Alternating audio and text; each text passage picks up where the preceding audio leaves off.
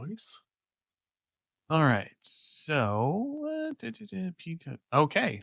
We appear to be up and running. Let me check my audio. Okay, good. I can hear myself on stream, which unfortunately means everyone else can hear me too. Oh, Nice. oh, hey Z, how's it going? How you doing? Thanks for stopping by. Actually, tonight is a big night. I just have to let's see. Stream together only supports Chrome and Firefox. Awesome. I should have hit that button earlier because I don't have either Chrome or Firefox. Okay, so there we go. We're both on stream.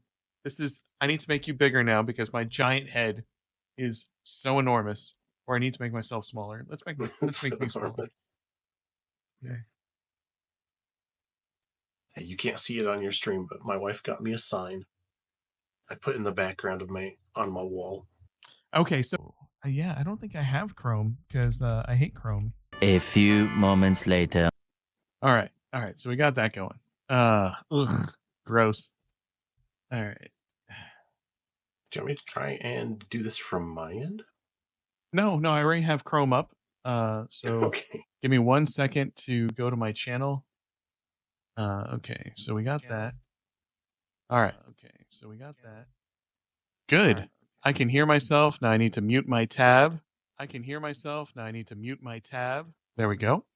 That's muted. Done. Next, I need to go to my creator dashboard. Eventually. Our communities can now chat with each other. Oh my gosh. All right, that's kind of cool. Now, the next question. Isn't there a way to like have your cam show up on my cam or on my thing or no? I thought there was. I thought there was supposed to. Here, I want to do 20 minutes later.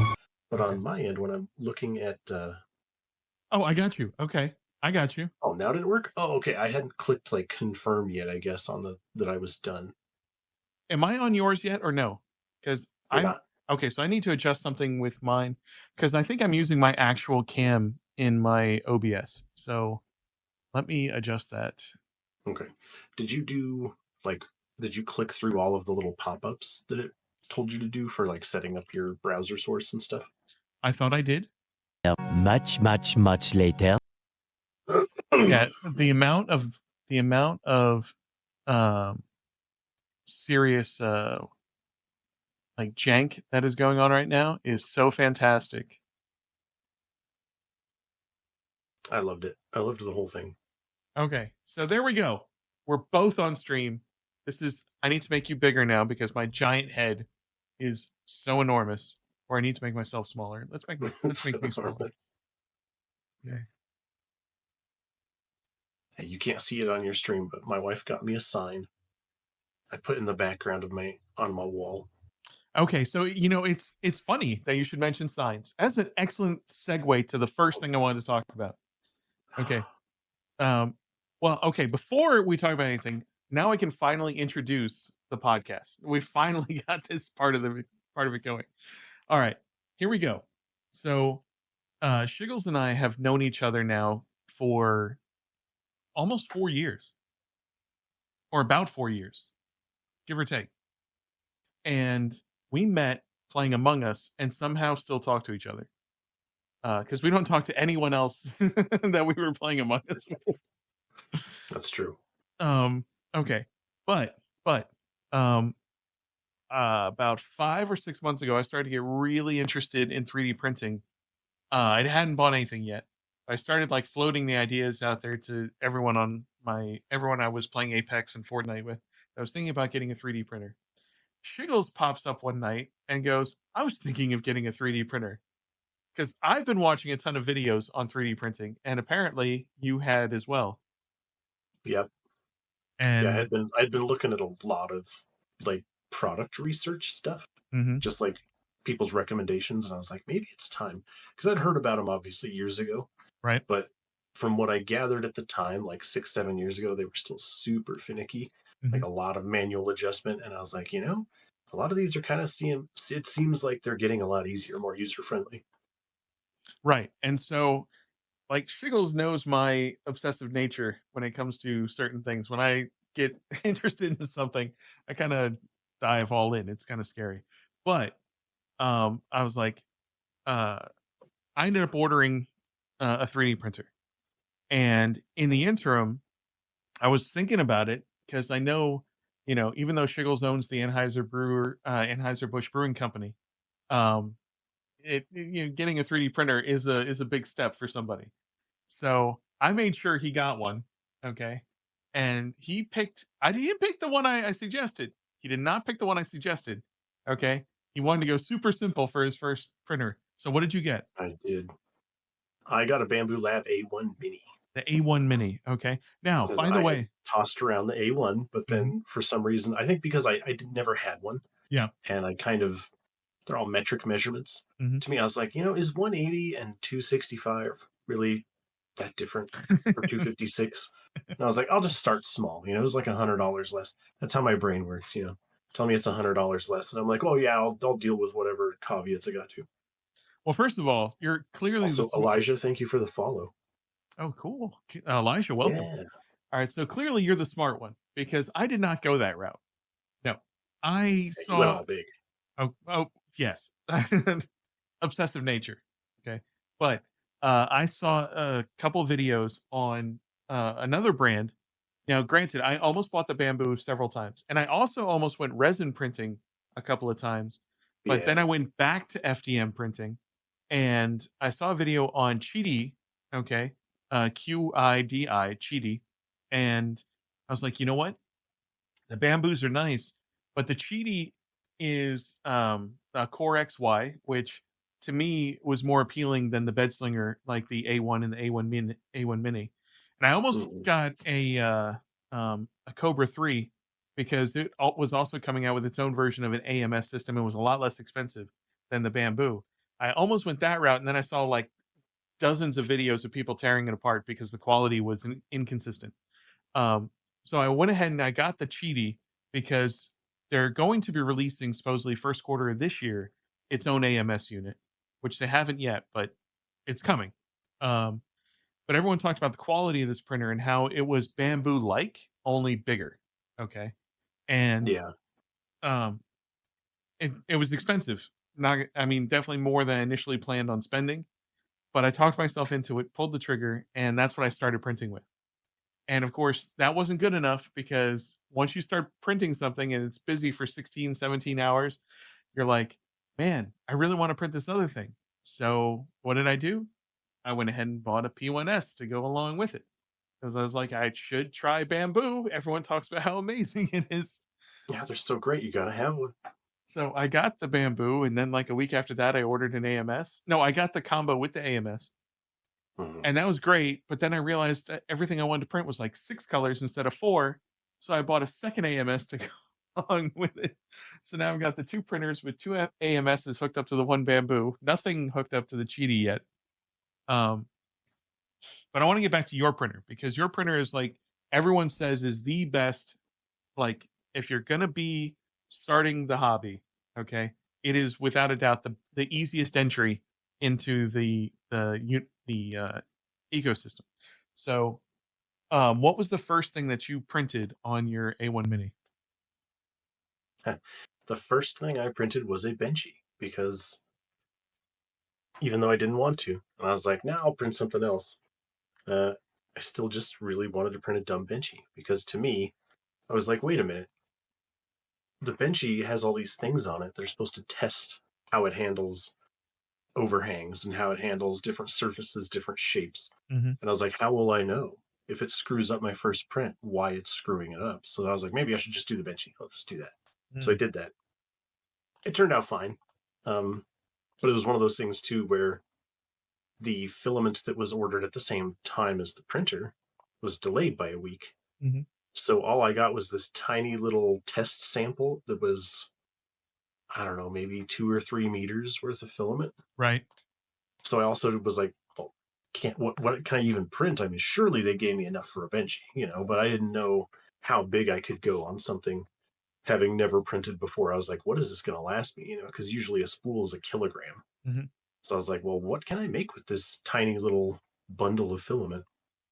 And that was the very first thing I printed. And I actually don't 100% remember what I printed after that.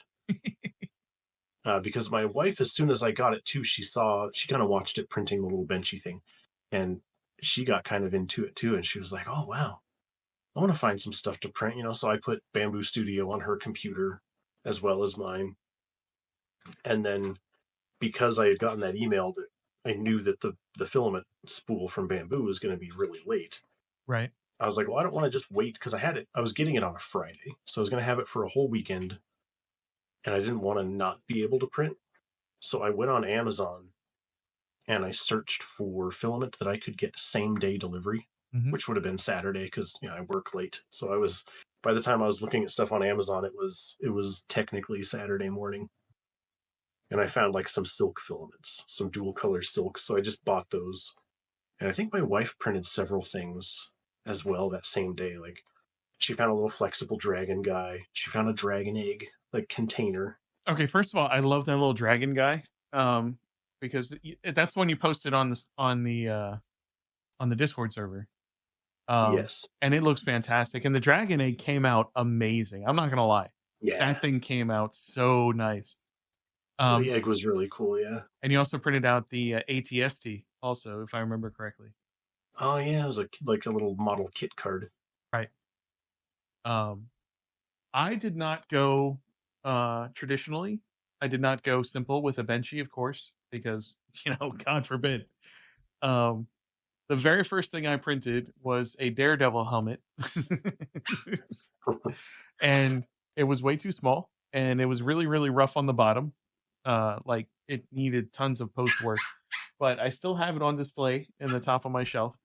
And like other than the bottom layer being a little like rough, it came out pretty fantastic for the very first thing that this printer actually did. Yeah.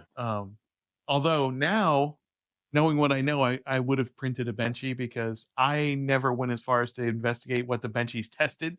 I just saw a bunch of people printing mini boats, and I'm like, what the hell am I going to do with that thing?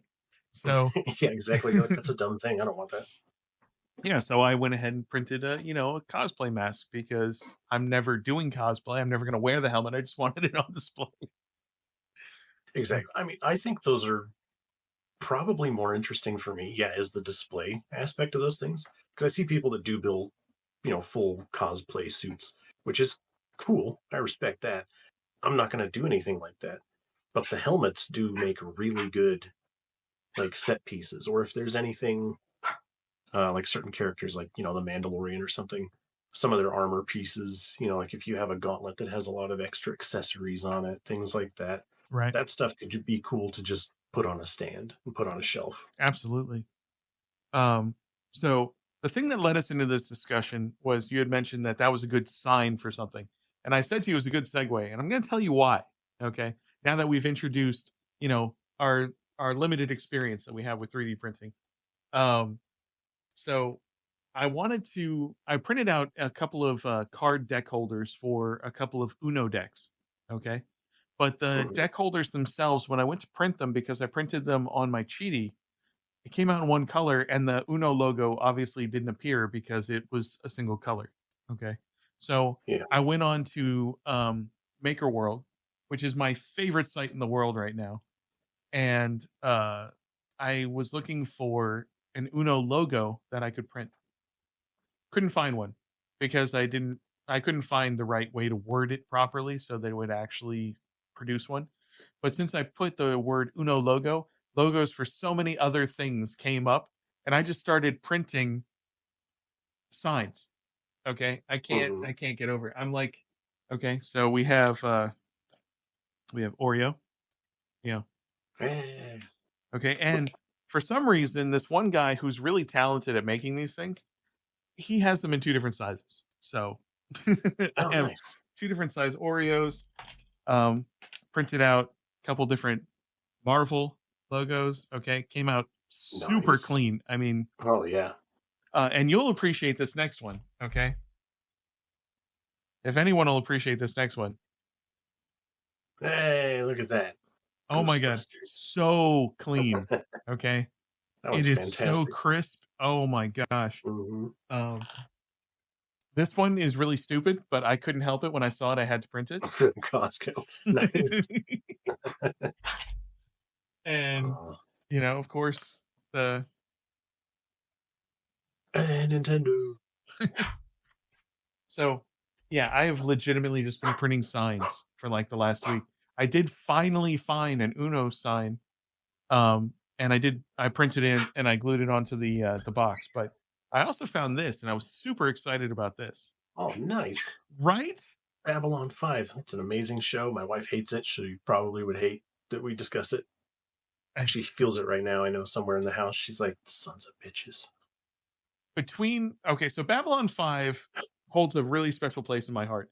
It is without a doubt the greatest male soap opera of all time. Okay. Um, but the story between it and Deep Space Nine and why each of them got made the way they got made and the timing of it is one of the greatest stories in television history, in my opinion. Um, the just uh, you hear how TV networks work when they buy stuff and what their motivations are, and the fact that both of those shows, which both feature a semi dystopian future, uh, and the adventures of this crew is based on a space station in an unregistered part of space, or I should say, a contested part of space, Yeah. in the middle of multiple wars around them. Okay, and it's supposed to be a destination to encourage peace among several, you know, anti each other factions in space. It's Mhm. and it is long form storytelling instead of the traditional short form sci-fi storytelling. The fact that they are identical, it is like, and they're both the best versions of what they can be. Like the best Star Yeah. Trek ever was Deep Space Nine, in my opinion. And Babylon 5 was just so unique and special. Like the and it was rough in the first season. Captain Sheridan came in the second Mhm. season and made it the greatest sci-fi show that ever existed. But what are you gonna do? I'm not gonna get into the minutia of the story right now. Okay, that's something that's better for off the air. But Yeah. it is definitely one of the best stories ever in the history of television when you understand how things get made. So anyway, yeah, I've been printing signs like crazy. Um, Yeah. I mean, I was thinking of Pretty. hanging this one in next to my desk, but I think the students might misunderstand it. It's self-explanatory. Yeah, right. Oh my god, so many signs Yeah, I lately. was. Signs are cool, and it's like tangentially that one thing that I've still been kicking around, maybe putting up for sale, because I realized that my idea for like the little logo badges Hmm. like that, but small, Yeah. because it was, I don't know what made me think about it. I think I saw one, probably because I saw one. I was moving some stuff around in a closet, and I still have a case that has some of the old, like an old Corsair logo badge in there. And I was like, I used to get these for everything. Every Hmm. PC component pretty much would have this little either metal or plastic plaque That with they wanted adhesive you to on it. like, adhese to your computer or something to. Yeah, it's like something to stick on, because like you'd see all of like the old OEM computers would have sticker versions of the same thing, like on the front panels. It'd be Intel inside Mhm. and stuff like that. And I think for a while they were like, oh, we should give these to people when they buy components, and then they'll stick them all over the front of their case. I used to put them like on the inside Yeah. somewhere, like when glass panels were first a thing. Hmm. So it was like, well, it's behind the glass, but it's like you can't see the power supply, but you see like the brand of it or whatever special thing it is. Like if it's an Asus Tough, they'd have the Tough logo instead of an Asus like standard. But then I realized in the last few computers I built, I didn't see those. And I was like, oh, that's like a thing that's just kind of gone by the wayside. But I was like, what if you could customize them now? You don't have to have one that has a component brand. You can put Right. your brand on it, or like a slogan or a logo that you like, Hmm. because I see a lot of people are into the sticker bombing of cases. Right. And it's like, that's kind of the same thing, except, with a 3D printer, you can design your own badge. It doesn't have to be anything else that somebody made. And your logo would be great for that.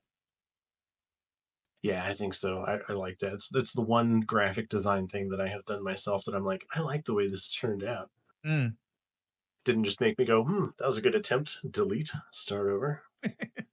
No, I mean, I like your logo a lot. I tried to give my own input on it, and I like to think that I helped it come about, but in Mhm. general, I thought that you came up with something really unique and fresh. I have not come up with one that I'm truly satisfied with. Um, I have fun ones, and I think that's why I'm always changing the appearance of my stuff, because I've never Yeah, found one that I'm like truly in love with. Um, yeah, I get that. I mean, a 3D noob one is okay. I like it to a certain Mhm. extent, but I don't love the printer that's behind it. You know, I do like the Mhm. printer that's behind our logo, but it's still, AI generated. It's not Yeah. like it's not perfect, but it is one. I don't know. So also, you had talked about selling stuff. Okay, Mhm. being the first episode of this podcast. Obviously, it's not sponsored. Hopefully someday people want to hear what we have to say and we could potentially get sponsors. But I did just open my store this week, and I'm hoping that you will get one of yours going sometime soon as well. Okay, to be able Yeah, to I'm sell trying to stuff. get it online this week. I think I've come up with a strategy that'll let me kind of navigate some of the eccentricities of my little printer. It's not quite as plug and play, I think, as it's hyped up to be, or maybe I got a bad unit. Hmm. I don't know yet, but Bamboo support hasn't been super helpful about it. They've been pretty. I don't know. I feel like part of it's language barrier. I don't think they have any kind of local support staff in the States. So it's very like I get, so it's almost like semi formal communication, speak with them. And then I don't feel like my point's getting really across, whenever I tell them kind of what it's doing. Almost like canned responses, but they're not the corporate canned response that you would expect, but it's the same kind of like it sort of misses the point, doesn't address exactly the issue. And they keep just wanting, they would ask all the time for video. Right. So I know that that's part of it. There's like, can you send us a video of what it's doing? Like they want to watch it. Hmm. But yeah, I think I'm gonna get something up here in the next week, at least so that I can get a feel out there for some orders and So design some stuff. I'm scared of getting too many orders for something and then the printer doesn't work and it takes me a couple days to get it rectified and then I miss some deadlines or something. So I think just order quantities. I'm gonna have to limit some quantities on there to make sure that I have enough time to get things printed. I get that. I get that. I mean, mine's been up now for 4 days. Don't have an order yet. Okay, so Mhm. any fear I had about that, I'm well past at this point. But uh, the okay, so my focus on mine is mostly with the book nooks, which Mhm. I did. I pay monthly for the retail access to be able to sell those. Yeah, Um, and it's a nominal fee. Okay, eventually it's going to stack up if I don't start selling them. Okay, but in general, right now it's a very nominal thing. It doesn't really cost much to have access to be able to sell the full array of book nooks. So I'm going to be rotating them in and out. I just love the way they look because they print out so clean. The yeah, guy, they really do. the guy, he has the settings dialed in so perfectly. I don't have to change anything. Um, and I'm printing those on the Cheaty. I'm not even printing those on the Bamboo, and they have come Oh, out okay. so fantastic. Uh, I mean, like, I haven't painted this one yet. I don't even know if I'm going to paint it because maybe if it sells quickly, I'll just, you know, Ooh, just send that out the way it is. But yeah, I mean, like, that's pretty fantastic. Okay, it really is. I mean, Yeah, so clean. all the pictures I've seen, yeah, they're great. Okay, and now this was one of the first ones I printed, and I printed it in the case. Okay, now I know it's better to print the heads actually outside the case for painting, okay, and then glue them in Oh place yeah. after. The ones that I have painted, I printed all those outside the case. I painted them and then I glued them in afterwards, like the Darth Vader and the Millennium Falcon and some of those others. The Yeah. I mean, if you're not going to paint it and just leave it white, with its unbelievable perfection that it has, uh, you can do. It could be done that way too, but Hmm. I know for myself, I would want to paint it. So I'm like any of them that I print, unless I'm told otherwise. I'm gonna print them, send them in pieces wrapped individually with instructions, so that they can paint them and then place them properly. And yeah, but I love these things. I can't get enough. Um, the other stuff that I have on there is from a website called STL Flicks. It's like Netflix, but Hmm. STL files. Okay. In that, you have to be a member to access their files if you want to print them. But Yeah. if you are a member, you have full commercial license to sell them. Oh, that's nice. Anything on that site. That's where the cats with the magnetic heart, um, this thing, which you know, the picture doesn't do it justice, but I'm telling you, this is one of the coolest things ever. Okay, it's an Apple Watch Yeah. charger. Okay, but it actually looks like a stick of dynamite. I mean, a grouping of sticks of dynamite. Just awesome. Yeah. And when you put the watch on it, it looks like a time bomb. Yeah, that's pretty cool. which is hysterical. Um, but I mean, there's so many different things. They have cityscapes on there, which is wild. You can actually, like if Oh yeah. Nashville, you want to print just like the map of Nashville as a city.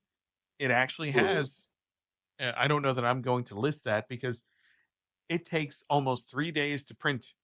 Okay, Oof. that is a commitment, and That's a big commitment. that yeah, that is a commitment when you only have two printers to give one up for like 3 days. You Yeah. know, but um, so what are you going to be focused on? Like you've expressed concern about your models and excessive sales and things like that, which God bless. Hopefully that's what you have. Okay, but what is going to be the focus of your store? I think the first thing I'm gonna put up there is gonna be the small badges that'll be customizable.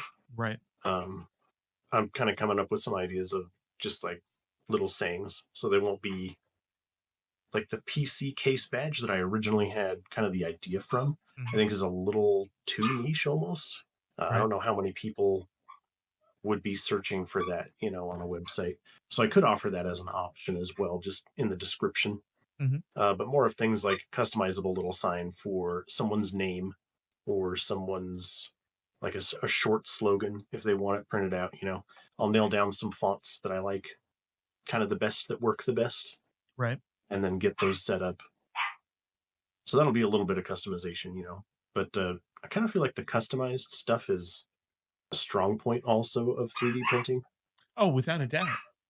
So that's hopefully that should bring in some extra customers, so it's not just something that's, you can buy whatever's on the shelf, but it's like I could get something that's customized to me, is kind of cool. So I definitely want to offer that as one of the products. The other stuff that I've been kind of just looking at is it's like anything that I could find kind of that would be wall decor, Mhm. which sounds a little bit weird, but is also one of the things that I've kind of been looking at. My Well, printer is a little bit small for that stuff in general, but yeah, but wall decor can a be couple of really stuff. nice. I mean, Exactly, yeah. you know, And the Hue Forge, like I keep going back and thinking about maybe doing that commercial license for Hue Forges. right. That's not one that I have 100% committed to yet. So I Yeah. do like a lot of them, and I did find a really good Bamboo Labs has on their wiki like a little page that has several screenshots of their suggested settings for Hue Forges. So I used their like fine quality preset to start, and then went through those and just changed every setting that they had screenshotted. and then saved it as a special profile on my slicer that I use anytime I print one. So I use that for both Hue forges that I make in the program and any that I find on MakerWorld. I'll plug in the STL, but instead of using whatever their settings are that they have in the print profile, I just change it to my HueForge profile and I print it out with that. Okay. You've been So much I have braver some, with like, HueForge than I have. yeah, like this one that this guy made of the Raiders of the Lost Ark. Let me see it. I mean, this Oh, thing comes in so good. Like, wow. it's crazy. And I don't know how exactly he got like that fine of detail in it. I don't know like how high res his image was or something, but that one's fantastic. That And look. then I found this was like I think from a cyberpunk comic book that this guy had this, but it wasn't actually this color. Instead of the purple, he had orange. Really? And that's how it was in his original source image. Uh-huh. But when I looked at it, I was like, I think purple and blue would look a lot better. And partially because I hate orange. I don't like anything that's orange. But I was like, you know what, I'll just change it out. And I think I swapped the orange, and then I also swapped his layer order where he Right. had the purple and the orange were reversed. So I subbed in or did I sub in blue? I don't remember. I think his was purple. It was purple, orange, white, and black. Okay. And then I subbed in blue for the orange and then swapped the layer order of the purple and the blue. Everything I do is purple and blue lately. I mean, I can't get enough of that color combination. I mean, Purple and blue is it's great. synthwave desk mat. All my lights Mhm. behind me are purple and blue. Oh yeah, I got purple like on my whole background there. Yeah, no, I see that. You've got the halo of purple behind you. Right.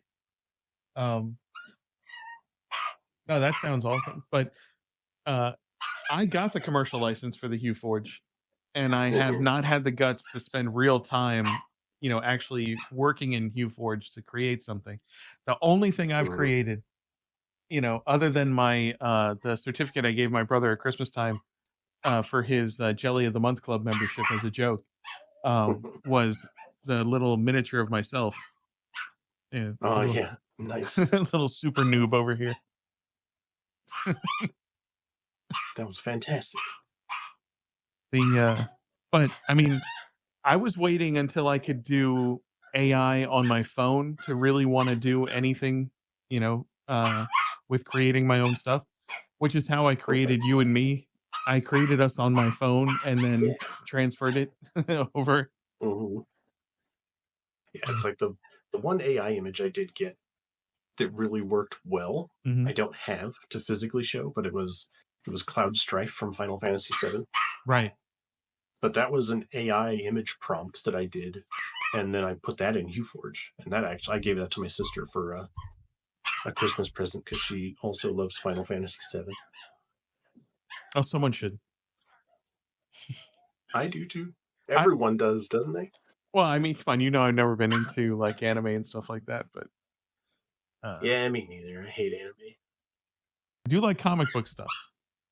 You saw the video that I Yeah, posted of this, right? I did. I saw the video of that Oh one. my Yeah. god, I love this thing. And this is you can do this stuff on Maker World with this is parallax art that someone made on Maker World. Parallax. Okay. Okay, so and it's 5 layers deep. Okay, so they legitimately just cut it up and reproduced it layer by layer, so it gives it a 3-dimensional feel. Yeah, that's super cool. Like I don't remember what programs they were using. I did see a video that got suggested to me on YouTube. There was somebody that was making those from a static image. Mm-hmm. It was very involved, but it was interesting to watch how they could how they cut that into the different layers so that they stack on top of each other to an image. Yeah, I was tempted to inquire with this person about a commercial license to sell these, but Mhm. some of the ones that they did, I do not find interesting personally, and I'm not just gonna try and sell stuff that I don't like. Yeah. because I want to like everything that comes off my printer. You know, I'm spending the Yeah. time to try and make it look as good as possible and get some quality out of it. I want to enjoy everything that comes off my printer, even if it's like the most uh you know what's it practical part for something. Mm-hmm. Yeah, I And get that. speaking of which, that actually brings me to the next thing I wanted to discuss. I have not had any courage to try something other than PLA when it comes to printing. Uh, Even though the Cheedy that I have can print everything all the way up to like carbon fiber and nylon and all that stuff. mhm. However, I've discovered a massive flaw, and other people discovered it before me. I'm not going to take credit for discovering it, but I discovered Okay. a massive flaw with the P1S when it comes to um, changing out the filament colors. Okay, it has the poop chute in the back, right? Yeah. Okay, well, it uses a little roller to separate the old filament from um, the hot end, and it doesn't all because it's like this little round piece. It doesn't do the same like cutting job as what the Cheedy has, because the Cheedy has like this little like solid cup that just cuts it free. Okay, so Mhm. it never escapes from there. But with the bamboo one, it's like a rounded piece, and so when it drags it across, it doesn't always break it. Okay, and so Okay. sometimes it legitimately will just stack up multiple filament color changes on the build plate. I thought I had a clog one day because I had like this giant cough ball, okay, like a fur ball from a cat, okay, Yeah. sitting and it wouldn't go down the poop chute because it just kept stacking up every time the thing would change the color. Okay. Um, so I went on Maker World, which is what I do for everything when I discover some kind of an issue. And I Mhm. found that someone redesigned um, the hot end swiping mechanism. So it uses the same rubber cleaner that the A1 Mini uses, that those little cubes to uh, clean the hot end when you're using your Yeah, AMS. I think the A1 also uses it. It's just their A1 series. Yeah. Yeah. Okay. And the Cheetah uses the same system, by the way, for cleaning the hot end. Those little cubes. Okay. Well, Hmm. so this person designed it where it replaces the round thing, and puts those in place, which does a much better job of separating the old filament. Okay, a much better job, and actually dropping it down the poop chute. The only problem is because it gets so hot, it's an enclosed printer, the P1S. It gets so hot in Yeah. there. If I use regular PLA, there's a chance it could melt and bond to that stuff. Okay. So I have to use Huh. PETG if I want to print it. Well, Huh. so that's problem number one, is in order for me to Yeah. fix my problem, I have to do something I'm afraid to do. Okay. So the other thing I was afraid to do with my Cheedy was to use anything other than Polymaker filament, because I love Polymaker filament. Huh. It's almost completely foolproof. Um, and they have profiles on Cheedy for the Polymaker so that it always prints beautifully. But I went ahead and ordered some Cheedy PETG, okay, Oh, okay. which here we go. It has a settings profile for it, okay, in the system already. Um, so I'm going to use this to fix that part. But I figured if I'm going to do that, since PETG can withstand like outdoor use, I'm going to try and find Mhm. something else that I can make with this, because this also absorbs moisture much faster than PLA does.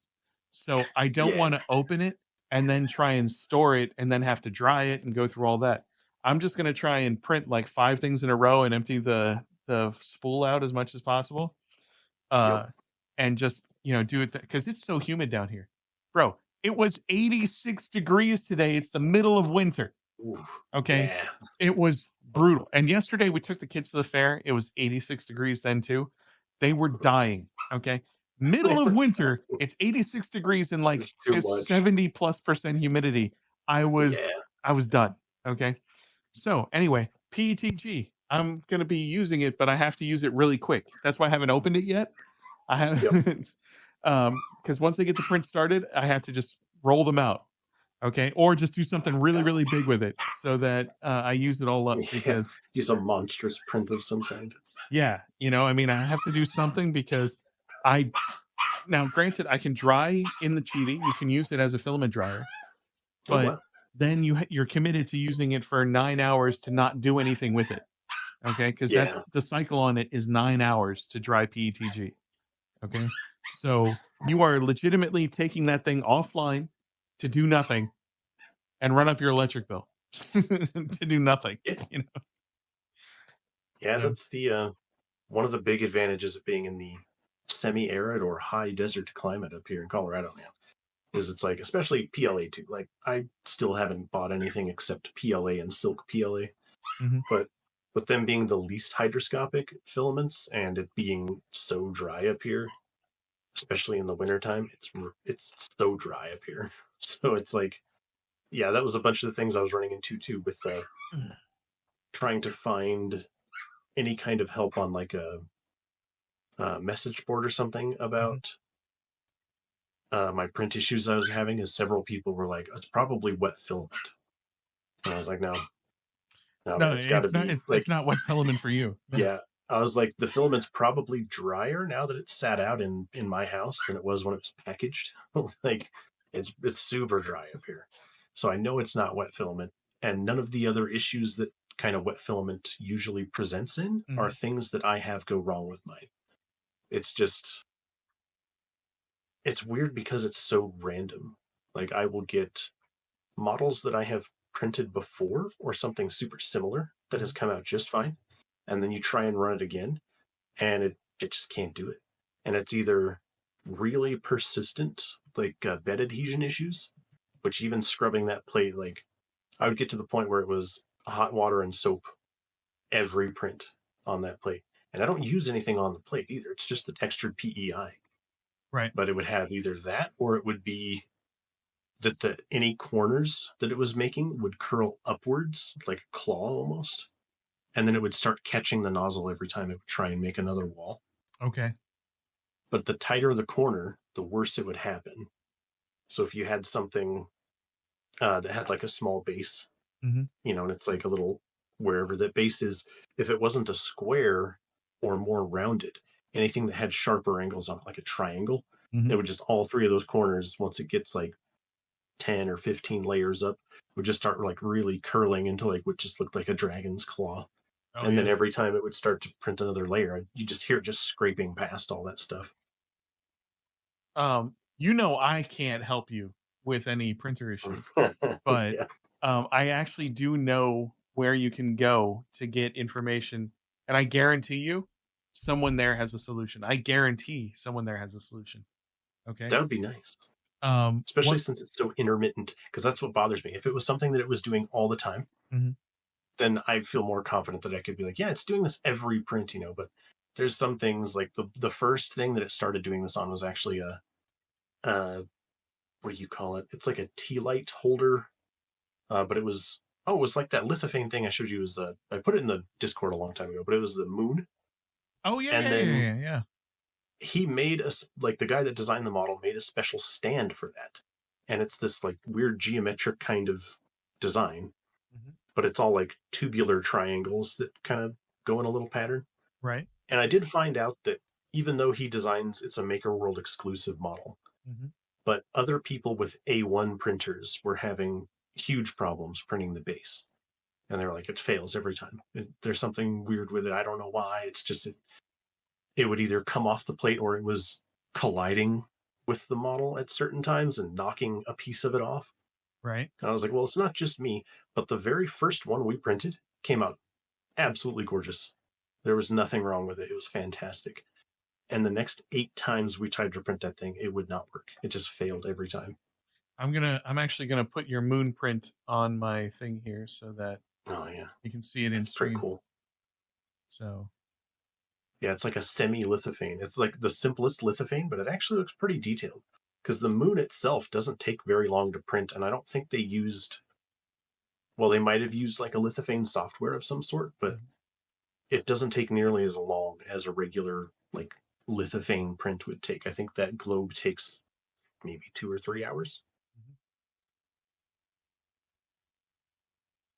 But yeah, that's super cool because she got into some of that. I know her and the daughters have a lot of like little candle lights that they like to use all the time, and it was something that she found was that and several other little like tea light kind of shrouds that are kind of neat. So she printed a lot of those out for Christmas presents. Yeah, I mean, this has been so helpful when it comes to getting like doing gifts for people. You know, Yeah. for the longest time you hear, the best gifts are the ones that are made, right? And you sit there and go, Mhm. yeah, but what the hell can I make? Exactly. Yeah. I was like, what? I can't do anything that's cool.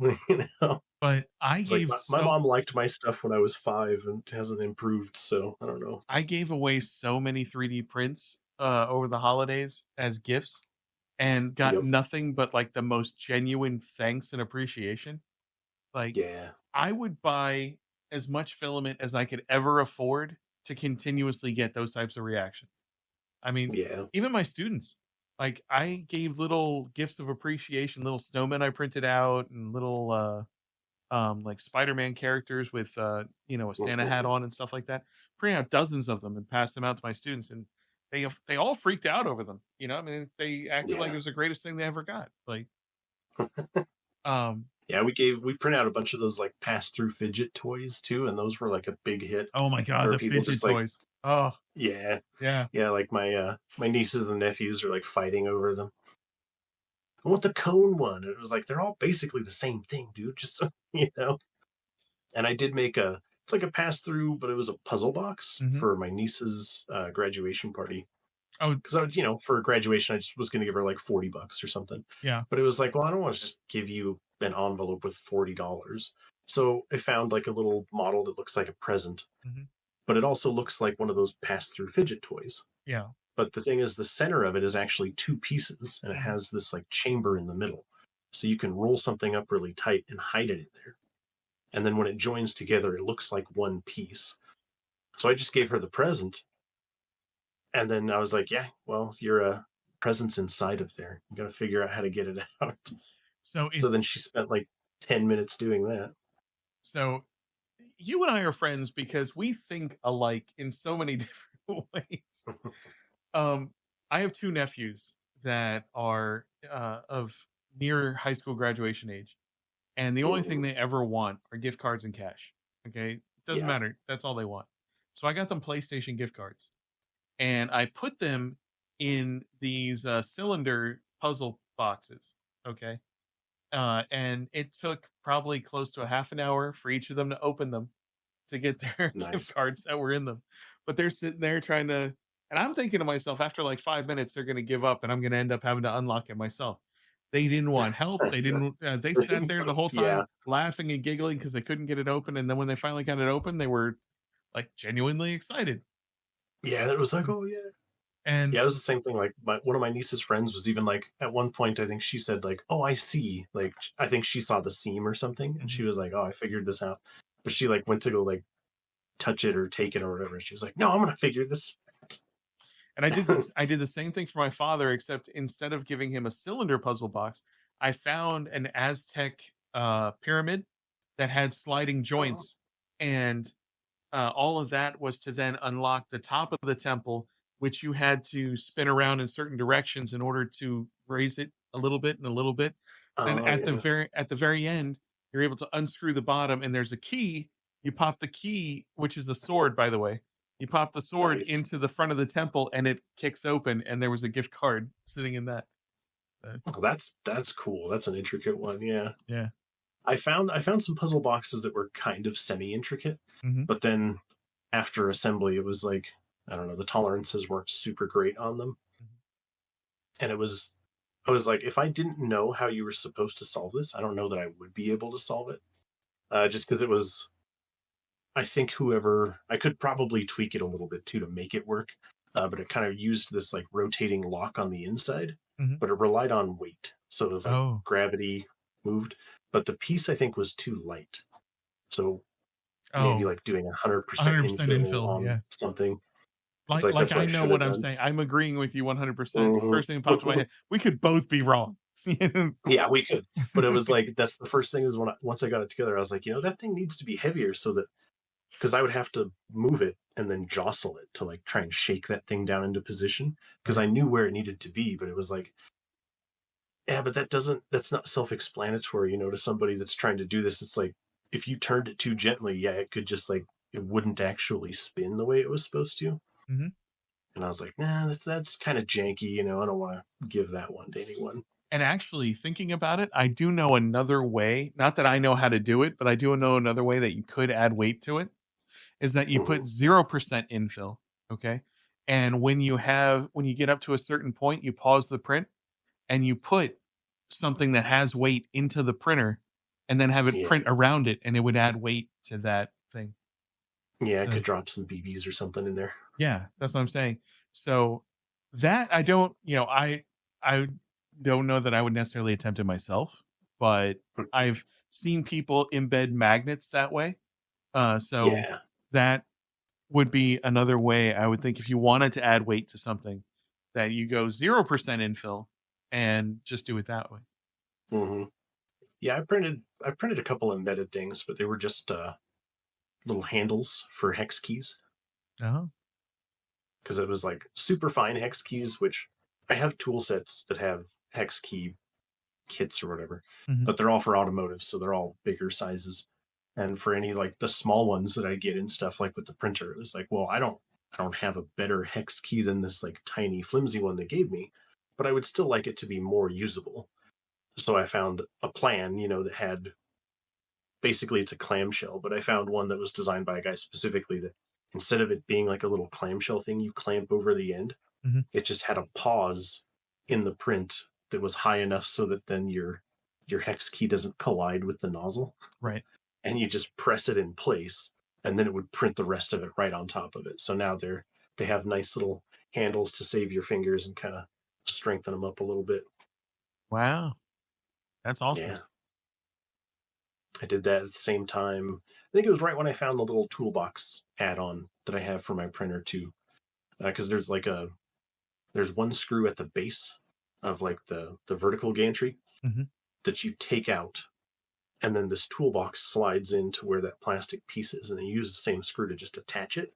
So I Right. have an attached toolbox on the end of it that opens up, and I have my hex keys that are sized for those bolts in there.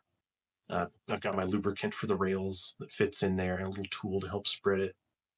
And it has like little spots in there for extra nozzles. We do have a 0.2 millimeter nozzle now, and I have a third party 0.4 mil that's hardened steel instead of stainless. Oh, okay.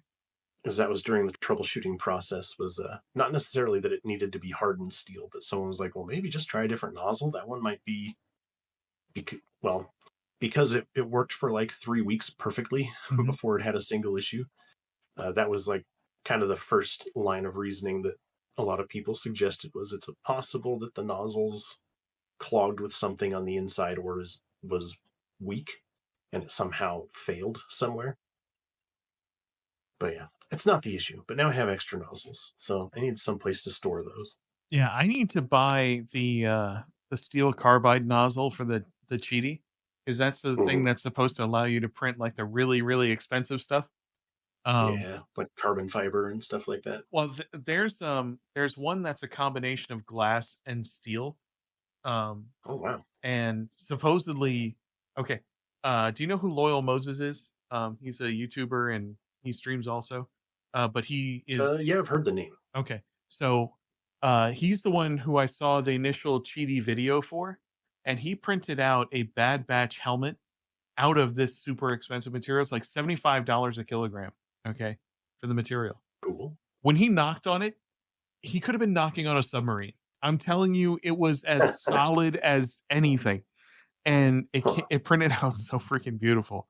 Okay, but you have to have like, I mean, it has a hardened steel nozzle that it comes with, which allows you to do various materials.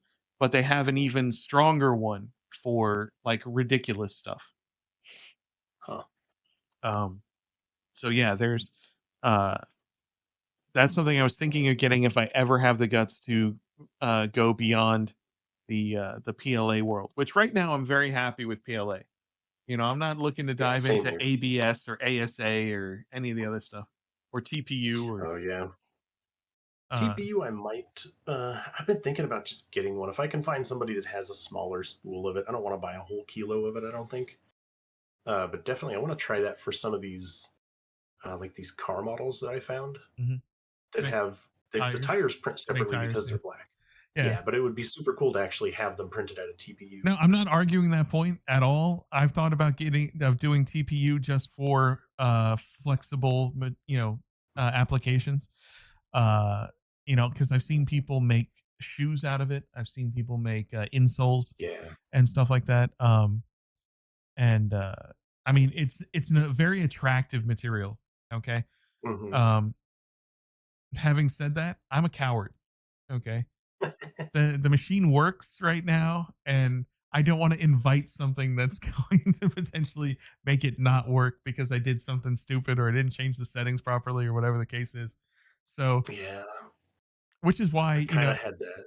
like I was so into the Hue Forge thing for a second, and then I talked myself out of my excitement over it because, um, like over the summer, I could see Hue Forge becoming a really big part of what I want to do because I'll have the time, to spend with it. Yeah. But because I'm, at school all day and then I have the kids at night, and I mean, obviously I haven't been streaming, so you can imagine how busy the middle of my week has become, Hmm. so it's like, ugh, I don't know.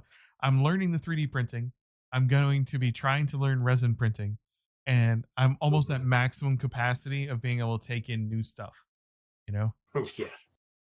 Yeah, I get that. I've been kicking that around too because I wanted to get obviously my office space like kind of redesigned or decluttered, moved Mhm. around a little bit so that I could, we could start this podcast. But also then I was like, well, it would let me stream too, and Well, I still do want to do some YouTube content. But it's like, man, I gotta maybe pick like a couple of these, to kind of focus on it first. yeah, but you should be streaming. You know, you have Eh, that. One of the things that I've always felt is a drawback for me is I don't talk to myself when I game. Okay, mhm. but you talk to yourself like you have an imaginary friend in the room that is carrying on this amazing conversation. Yeah, Um, it happens. Yeah.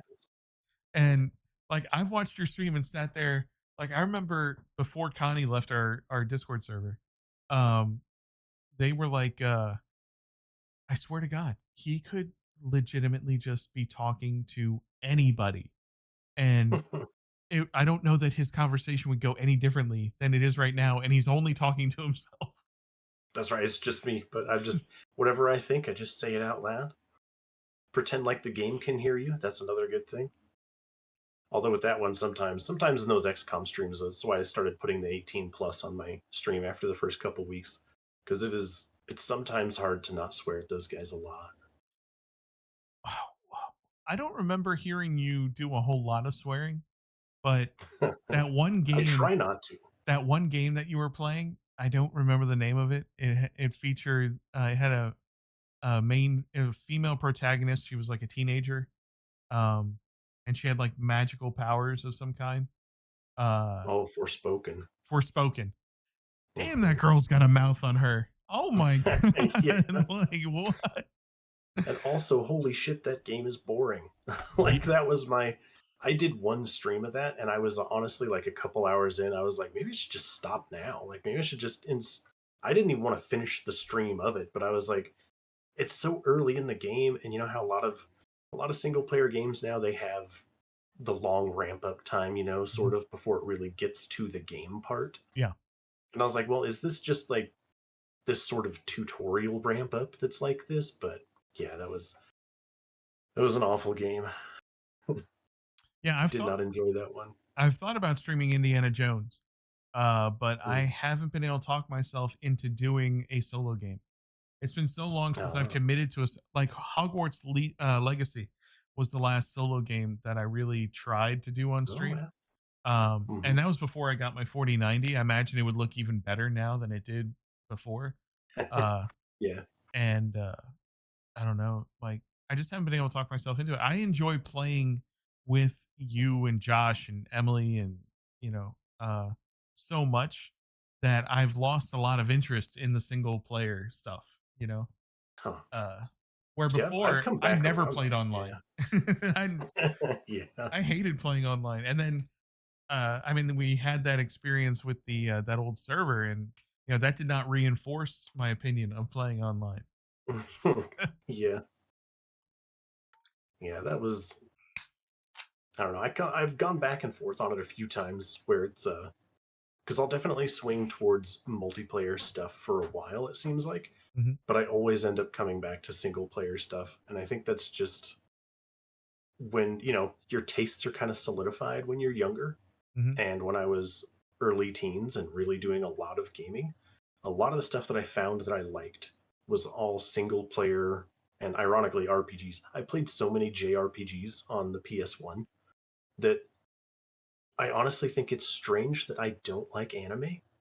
Like it's the one incongruous thing of like I can't stand anime. I won't watch it. I've tried to watch some of it. Can't do it. But I played like Final Fantasy VII was one of my favorite games, and then all the other games that I played on the PlayStation were mostly that genre. There were Xenogears and like Legend of Dragoon, Legend of Legaia, stuff like that. Yeah, the I was never huge into role playing games. The only one I ever got into was Knights of the Old Republic, um, Hmm. and you know I love that one. I really enjoyed the second one, even though it was super short. And in being short, it was disappointing. Even though Hmm. in my opinion, it had more potential than the first one because you started Yeah, out with force powers, so there wasn't yeah, the boring ramp up where you know you're just a person and you have no idea yeah. who The you lead, are. the lead up to like the real part of the game. Right.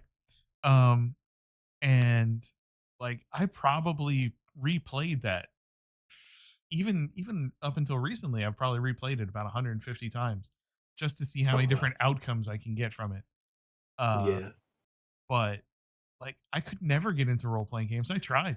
I tried a Lord of the Rings one. I remember I tried Elder Scrolls. I remember I tried Mm. I mean so many different ones and just I would get bored the third time someone would ask me to refill a water bucket for them and they would, you know, give me like a carrot that I had to take to somebody else and it's like, dude, I'm done. I mean, this is like ridiculous. Just let me Yeah. fight Mike Tyson and move on. I mean, come The on. obligatory fetch quests. Yeah. Yeah, it's nice when it's like I don't know. I haven't played a ton of indie type games, but I do like the prospect of maybe having people with fresh eyes trying to make games now, so you don't end up with so many things that are the established way that things have always been done. And it's like, yeah, let's see something different though. That's Yeah, no, some of that stuff is super cool. um okay, so we've drifted a little bit away from 3D printing. We need to come Yeah, a back little bit. over to Okay. that. Um and not that I couldn't talk games all night because Lord knows with everything I've heard about Apex and with the Apex ALGS yesterday, there's so much I could talk about. But you know, we're gonna try and meander back to 3D printing. All right, so both of us own Yeah, bamboo look at this printers. guy. I made this guy Oh, let me see. a Oh yeah, giant yeah, yeah, yeah. Deadpool dude. Okay, he's smaller than I thought he was. Okay, He's a little bit, yeah. Well, I have the mini, the mini printer, so he's giant as far as a Lego giant goes. But well, I mean, yeah. Oh no. Oh no. That did not just happen. have you broken something? I did. I did. That must have happened yesterday. Okay, so I printed out that stormtrooper with the ugly sweater, Oh the yeah, the Lego. Christmas sweater. Yeah. And so I decided to that it was time to paint him. Okay? So I did that. And I put him under my desk to dry. And yesterday when I went to get up, I kicked him and he fell over. Ooh. Uh I just went to grab him because you grabbed Deadpool. And okay, so first of all, helmet looks awesome. Oh, very Okay. nice. Helmet looks awesome. Uh now when he printed his head printed with like a little, like a striped gap on it, which was kind of weird. Okay. Hmm. Oh, But what I just discovered when I went to move him and the helmet fell off, this was still inside the helmet. oh wow. Nice. He didn't adhere. Yeah, so we have a full clean break right there. Uh now he Poor looks guy. now he looks like one of those puzzles in Super Mario 3 where you get It's the a puzzle. fire flower. Yeah, But I mean, like the ugly sweater came out pretty nice, not gonna lie. yeah, it Okay. really did. Okay. But damn, that head is messed up. Uh See, my Deadpool's head is medic. messed up too. It fits too tight. I can't move it on the body now. It is set in place. Okay, so the legs were like that initially, and so were the arms, and the arms are actually still really stiff. Mhm. I had to like do this over and over again in order to loosen it. So now they're Now his head fell. our pets' heads are falling off. Now I mean they move pretty freely, you know. Hmm. Uh, but now he's got a lot less on his mind than he did before. So Yeah, you know. we're gonna have to. I think we'll reprint his head. But damn. All right, that happened. Yeah, it was the one part that when I was doing my little post processing that I didn't try and sand down because I got the head like halfway on the little peg for it before it got really tight. And I was like, oh, it'll be a little bit tight, but it's supposed to stay in place. So I was like, I bet once I get it seated on there, that I can twist it left and right. It'll be fine.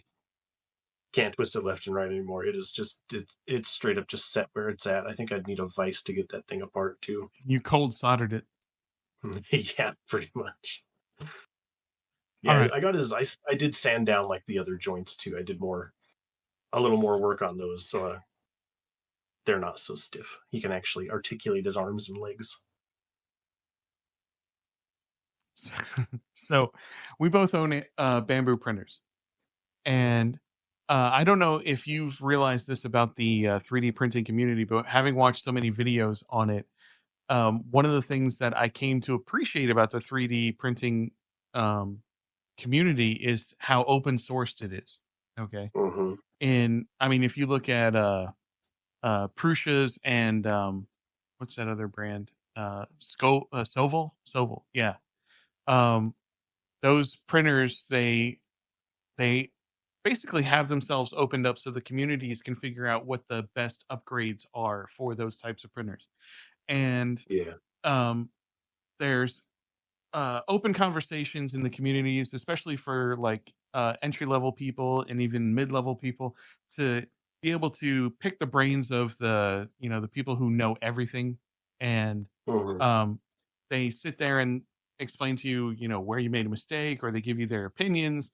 And I mean, granted, every now and again you come across someone who will make some kind of comment because you're new to it or whatever. But Yeah. for the most part, the community is very welcoming and open to discussions on, oh, we could do this, or oh, have you thought of doing this, or maybe the printer should try and do this. Well, Hmm. Bamboo seems to have decided that they want to put a little limit on that. Have you been Yep. following that story? I haven't followed it super closely, but I have. I got I think the main gist of it was initially it seemed like they really wanted to just completely lock down all bamboo printers. Hmm. So it was like, yeah, you're going to have to use Bamboo Studio if you want to use the printer. And then I think it was walked back to they're going to make an app Hmm. that you can use as an intermediary if you don't use Bamboo Studio, but it's still essentially going to go through some sort of software that Bamboo has mandated you have to have. Right. I think it's called like Bamboo Access or Bamboo Control or something like that. Yeah. Um, and right now it's only on X1 carbons, which I love the fact you would spend $1,500 on their flagship printer, and that's the one that they put the tightest locks on. You Yeah, know, especially after the fact. It's like when you bought it, that was not part of the deal. And then right? it's after you have it, then it's like, oh, by the way, this software update's going to lock down your machine. You know? And there was quite a bit of backlash from the community in general, and Yeah. they did walk back a little bit of what they said, but not all of it. I mean, it's not like a Mhm. full on, oh, this is unpopular, we're not going to do this. Uh, so they did promise that at no point will your printer be locked down. Like that's not their intention. It's not to make it so that you can't use your printer. But Mhm. in some ways, they're it looks like they're trying to institute kind of on some level what uh, this one resin printing company, Ultra Gears, has done with their printers with their reflex models. Um, in that they have a proprietary resin and they have all the settings dialed in for their resins for their machines, and Mhm. they won't let you change any of the exposure times and things like that uh, to be able to use other resins. Okay. And because you can only use their resin, and because it's specifically designed to run on their machine at their settings and all this other stuff, it's generally more expensive than a lot of the resins that are out there. Okay. That's Um, how it always got to be. yeah, right. Because it is so proprietary and it's almost guaranteed never to fail, essentially, with the way they have it designed. Okay. Mhm. So in a lot of ways, they don't feel it's more expensive because you're going to have less failures, so you're going to waste less material. Um, and with the peace of mind, there's also that premium that they're attaching to it. And it Yeah. sounds to me like Bamboo is trying to edge their way into that direction. Not that you couldn't use another type of filament, but they want you using their slicer because their slicer is set up for their machine. And if you're using their slicer, there's less chance of a failure because it's geared for whatever specific machine. Like the different slicers that are out there, like Orca Slicer and Prusa has a slicer, and all the Elegoo now has finally, I guess, released a decent version of the same uh clipper style slicer that the rest are using that are so popular. And they're like, even if they have our settings, even if they have a profile that works perfect for our machines, the only way that we can guarantee the same level of quality that you would get from our slicer is for their software then to confirm that it's coming into the printer through our software, Yeah. which, you know, it's like adding an extra door to the front of your house for almost no reason. Yeah. It, it's definitely not something that I saw anybody really defending either. It seemed to be pretty unanimous. Everyone was upset about it. I Well, understand why too. I mean, like, I get to a certain extent what they're going for. I feel like I get it, but at the same Yeah. time, I feel like this isn't the community for that. You know, Yeah, it's uh, really not. the like I said, the community in general is this really open. You know, we want to be able to do things our own way, and uh, on my you don't have this issue with your printer, as far as I'm aware. But on my printer, the interactive screen that you use is this tiny little monochrome. It is touchscreen, but it is very limited in what it can do. You really have to do everything through the slicer or through the app. Okay, Yeah. there's very little that you can do on that thing, and it's not color. The readout does not entice you to want to use it in any way, shape, or form. And there are third party companies that have come out with color touch panels to replace that.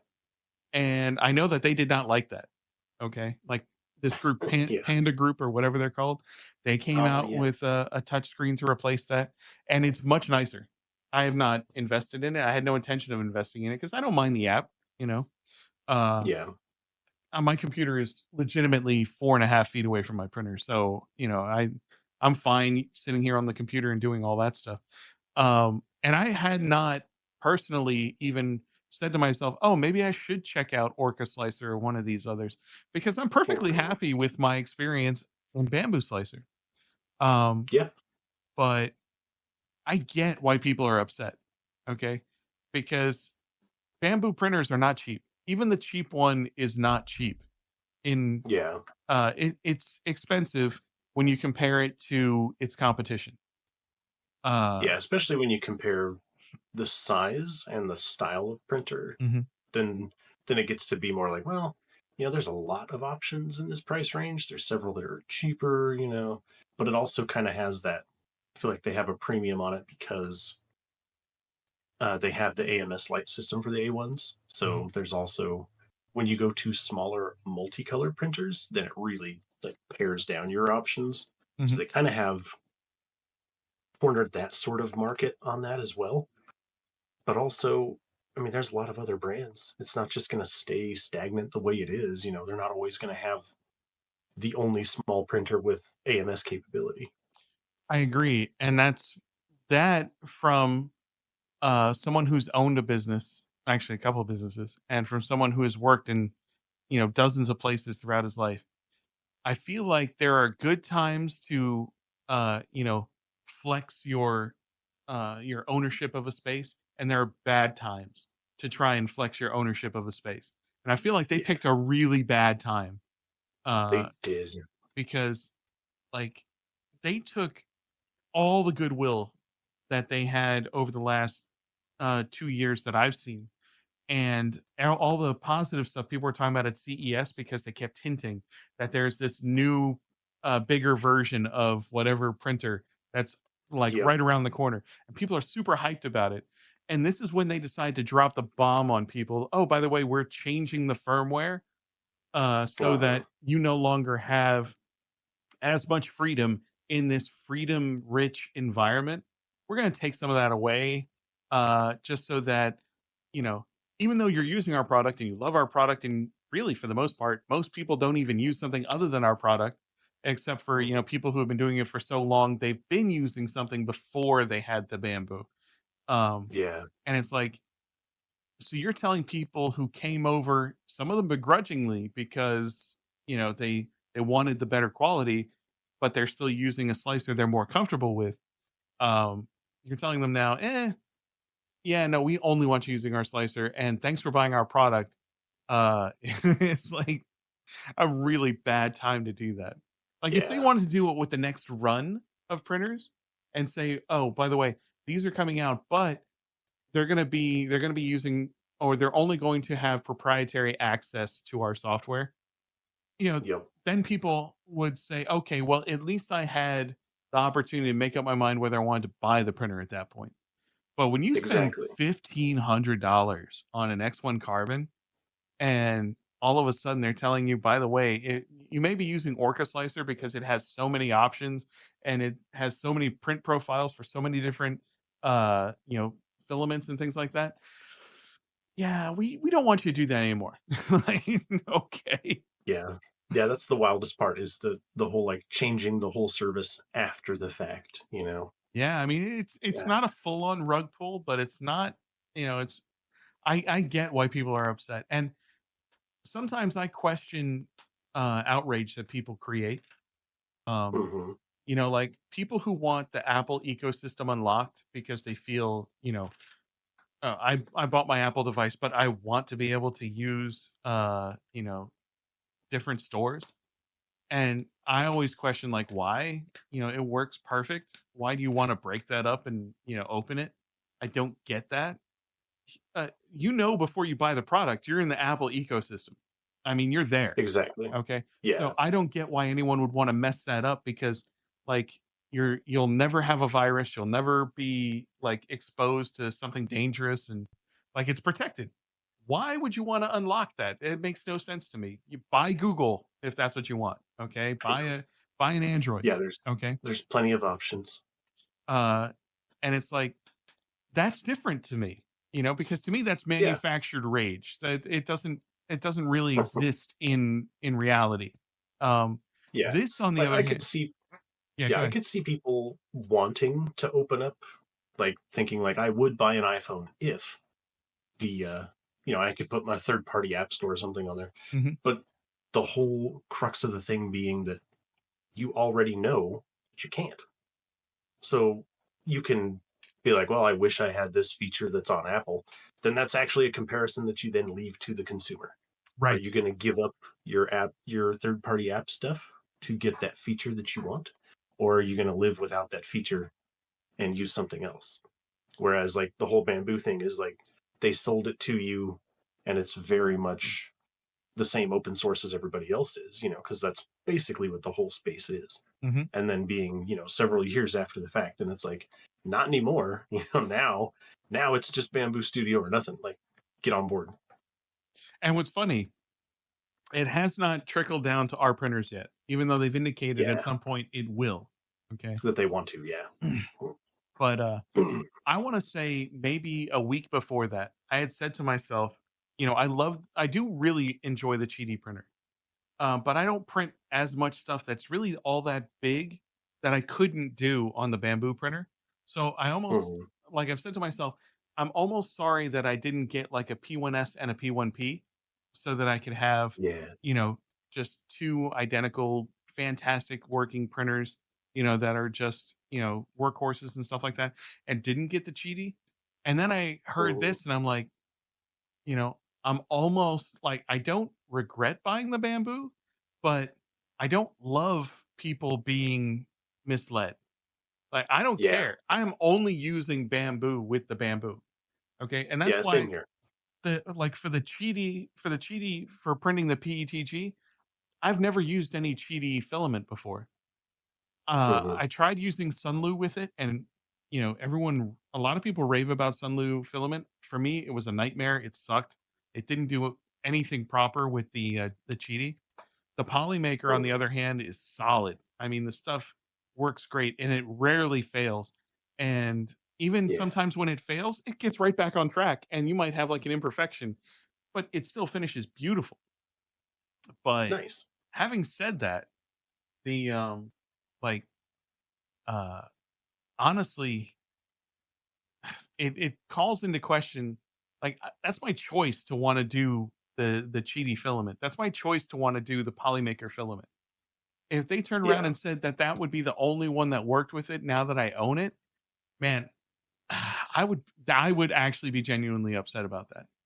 You know, Yeah. uh, I mean, And that is a logical sequence of events too. Like if they're going to lock down the slicer software at this point, are they going to eventually try and lock down also what filament you can use? that's one of the concerns, because like they have on the AMS system. I don't know if they have it for the AMS Lite because I have no experience with AMS Lite, but they have the RFID tags on the filament, Yep. which identifies it to the computer so that or it knows exactly what you're using, so you can dial in the settings so much easier. Okay, which is Yeah. great. I mean, it really is fantastic. It even keeps track for me how much of each filament I have roughly, and it does a really good job of Oh, it. cool. It's super impressive to watch. Um, however, however, it is nowhere close to perfect because Yeah. half the time you can only buy their filament in refills, and when you Hmm. spool up their refills, a lot of times, and I don't mean every now and again, I mean a lot of times, by the time it has gone around, I want to say about 20 to 25 rotations, all of a sudden there's a knot, okay? Or it's tangled underneath another layer and it gets stuck and Yeah. the AMS shuts down, okay? And I may be at work thinking that this thing's printing fine. I may be asleep thinking when I wake up Hmm. it's going to be waiting for me. And uh, you know, all of a sudden I get up and like, wow, it stopped at 2 a.m. Why?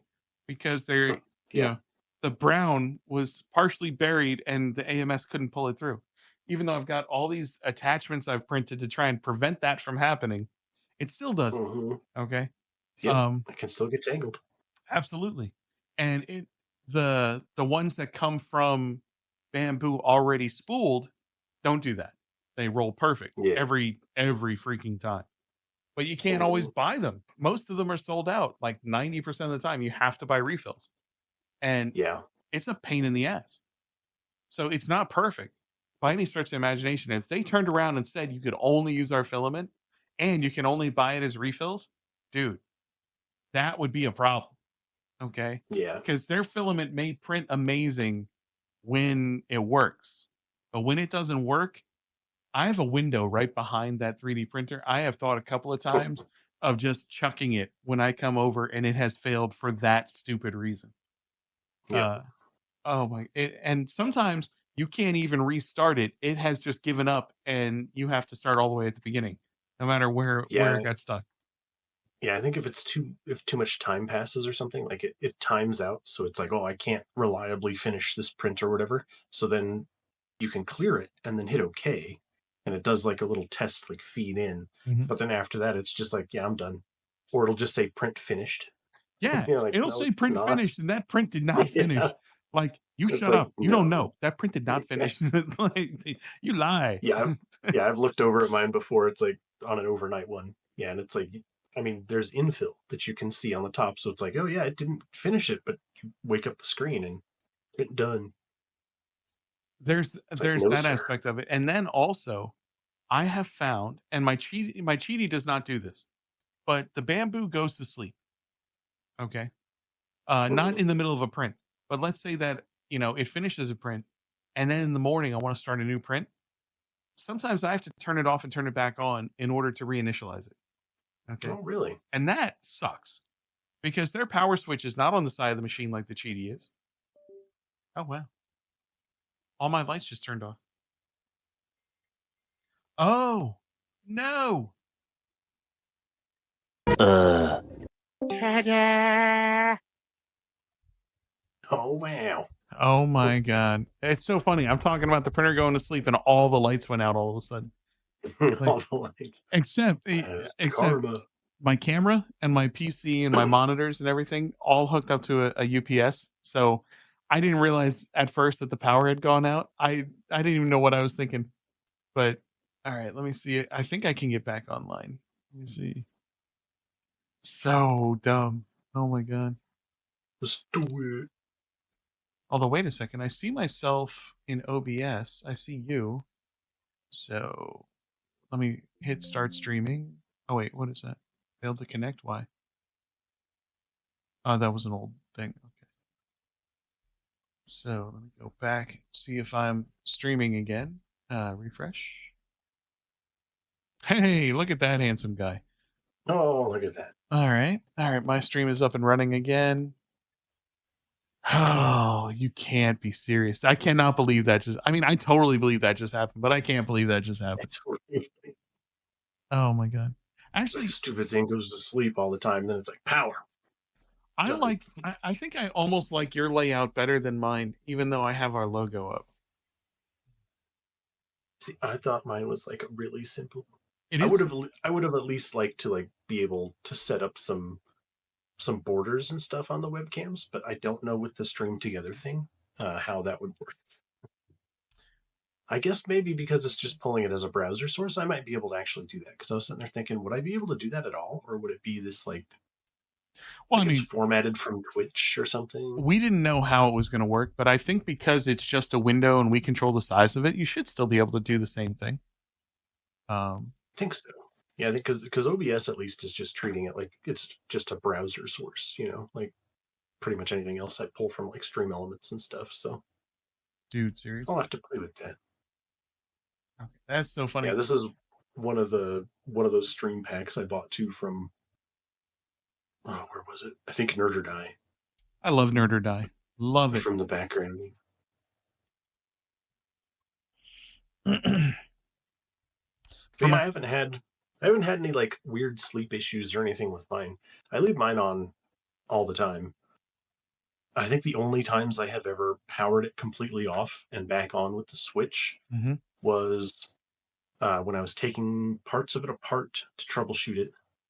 Because I did take apart the extruder to make sure that that was all good at one point, and then I took apart the hot end Yeah. because there were what was it? Somebody was thinking that had suggested that maybe I was getting that weird filament warping issue because it wasn't heating the hot end evenly. Mhm. And there's like a plate that attaches to the back side of the hot end that has to be secured in with like four tiny little screws. Right. And they're like, sometimes those can work themselves loose, and then you don't have really good like seating from the heating element against the back of that nozzle. Mhm. So I took that whole thing apart just so I could check those screws, and they were fine. But yeah, I had to power it down for that. And then I powered it, I think, on and off twice because I redid the out of box calibrations. So it's like I reset them and then did a power cycle And then one other time, I think I did. I actually did a factory reset. That's right. I like completely factory reset the whole thing, and then powered it down and back up, and then redid out of box calibrations again. But other than that, it's just stayed on. I haven't had it ever be non-responsive. The only like weird thing that I have with it is, for some reason, I don't know if you noticed this too, but if I pull a model off of Maker World Mm-hmm.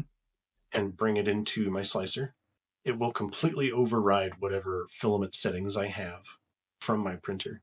Like it replaces them with whatever they set it with. Yes, yes, it does. Which I thought was weird because it's like, well, but I have an AMS and you know what's loaded into it because it's synced up. So why not just keep my same filaments set in there? But it'll be like, no, we're replacing all your filament information. Yeah, I I always have gotta to. resync it. I don't have to resync it, but I have to go in and for each one just replace it with the color that I want from the AMS, and I have to change it back to my printer because a lot of times it wants to print like X1 carbon settings, and it's like, Yeah. no, I'm on a P1S, I'm not on X1 carbon. So, Yep. but yeah, I mean, it is weird, and I forget to do it all the time, and every time I forget to do it, I'm like, okay, idiot. Every single time, all you have to do is just check top left corner. Does it say P1S? Yep. Look at it. And the I funny like thing, the ones that are tagged incorrectly for printers too. Because sometimes I'll find a print profile that says it's for an A1 mini, Mhm. but it actually is not. It's just an A1.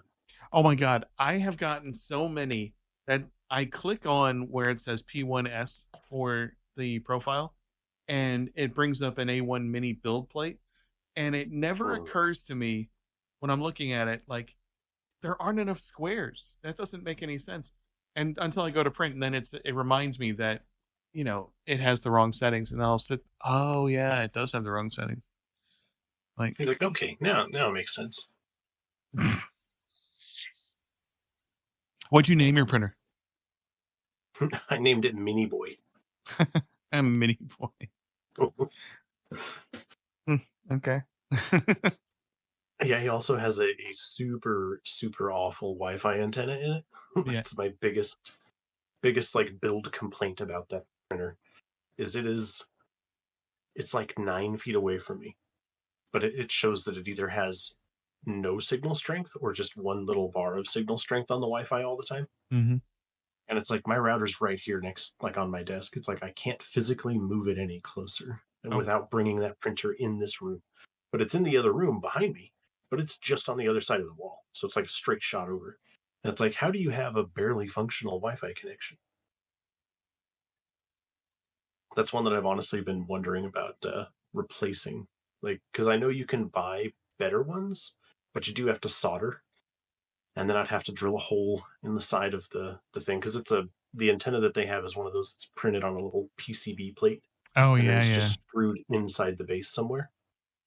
And it's like, well, you can replace it with an antenna one, but there's no mounting spot for an antenna on that printer, so you would then have to like drill a hole or super glue something, to the outside. And it's like, do I want to do that though? Because I am still kicking around the idea of possibly here in the next like 6 months, do I sell this printer? And do I get a full size A1? Yeah, I know, right? The even though, you made the quote unquote smart decision, you went with the entry level, this is how you 3D print printer. Okay. Yep. I did try to push you onto the A1 from from the start. Yeah. And I tried to do it to myself too several times. I remember looking at it and I was going, yeah, but that 256 seems to be pretty standard. And it's like 180, yeah, maybe, but it's cubic volume, so it'll be smaller than you think. But in the end, my frugality gets the best of me sometimes. I mean, you're fine. I think in general, you will be able to sell that thing probably with no trouble whatsoever. Oh, Um, probably, yeah. and you'll upgrade. I mean, who knows? Maybe you upgrade to the new one and you only use Bamboo's software. And Maybe. Yeah, who knows? I wonder where they're going to price that thing too, because I know it's supposed to be bigger, but other than that, I haven't heard any kind of real details or leaks that anybody's had. So It makes me wonder, is it going to be sort of like an X1 class printer where it's going to be really high end? Or are they going to try and introduce like a consumer type model like the P1 series, but it's going to be a bigger P1? Because I Well, don't know if they're going bigger, I don't see them making a giant bed slinger. So I assume it's going to be Core XY. right. Yeah, I mean, even though like experience has shown me, because I prefer printing with PLA, that the P1P would have been a better choice for me than the P1S because I don't need the enclosure for that specific printer. Because the Cheedy, if I really wanted to do something high end, I have fully enclosed with the Cheedy. I could have just Mm-hmm. gone P1P, but at the time when I purchased it, they were both the same price, you know? Yeah. So that's why I went P1S. But at knowing what I know now, I could see myself at some point, like if I had the opportunity, or if I really put my mind to it, like maybe at some point, maybe I sell the Cheedy and I buy a P1P, so that I have Mm-hmm. the identical, printers. And I only Yeah. use the one slicer, because right now I'm using two different slicers. And the Cheedy Oh. printer is not the easiest one to connect to anything. Like, Huh. I had it connected to my phone through my account, but it would not communicate to my phone and the computer on the same account. And Huh. multiple people ran into that issue. And the one solution that I could find, was to disconnect my account from the printer, and then it was working fine Mm-hmm. on the computer. So then I couldn't follow it on my phone, which is one of Wow. the things I really liked about that printer to start with, was the ability to, I could be at work and I could see its progress, and now I can't, because if I every time I've tried to hook my phone up to it, then it stops talking to the computer, and that sucks. Um, Yeah, that's pain. and I wanted to hook it up to the bamboo slicer so that I could run everything off the bamboo slicer and just call it a day. Um, Mm-hmm. but I have yet to be able to find in the Bamboo software itself where I could connect the Cheedy printer. They have Cheedy printers listed, okay, in there, but I accidentally found it. I have not been able to find my way back to it. It's not intuitive, where it says, "Oh, if you want to hook up this other printer, go do this, this, and this." I can't find it. Yeah. And I found it accidentally one day, and then I was like, "Oh, let me go back and actually see if I can hook it up." Because if I could, I'd be more than happy to just run it off the Bamboo software. Especially since I use MakerWorld for so much stuff, where it's just download and print from Bamboo Studio. I would love to do that, Yeah. but like, Yeah. Yeah, but it's uh, a challenge just to get it connected in. yes, it really is. Um, I mean, granted, when I'm printing stuff on the P1S, I love the fact I can, rather than download the STL file, open up the slicer, pull in the STL file, then slice it. I love that I can just click, um, open in Bamboo Studio. Like, yeah, let's do that. That is so much easier. Even on printables, you can do that. Like, because printables is the Prusa, Oh, you really? know, their Prusa, um, and not all of them, but I want to say most of them. You can download the file, or it'll give you an option to open in Bamboo Studio. Like, okay, Nice. let's do just that. Let's open it in Bamboo Studio. Yeah, skip some steps and just get to it. Yeah. That's a good feature.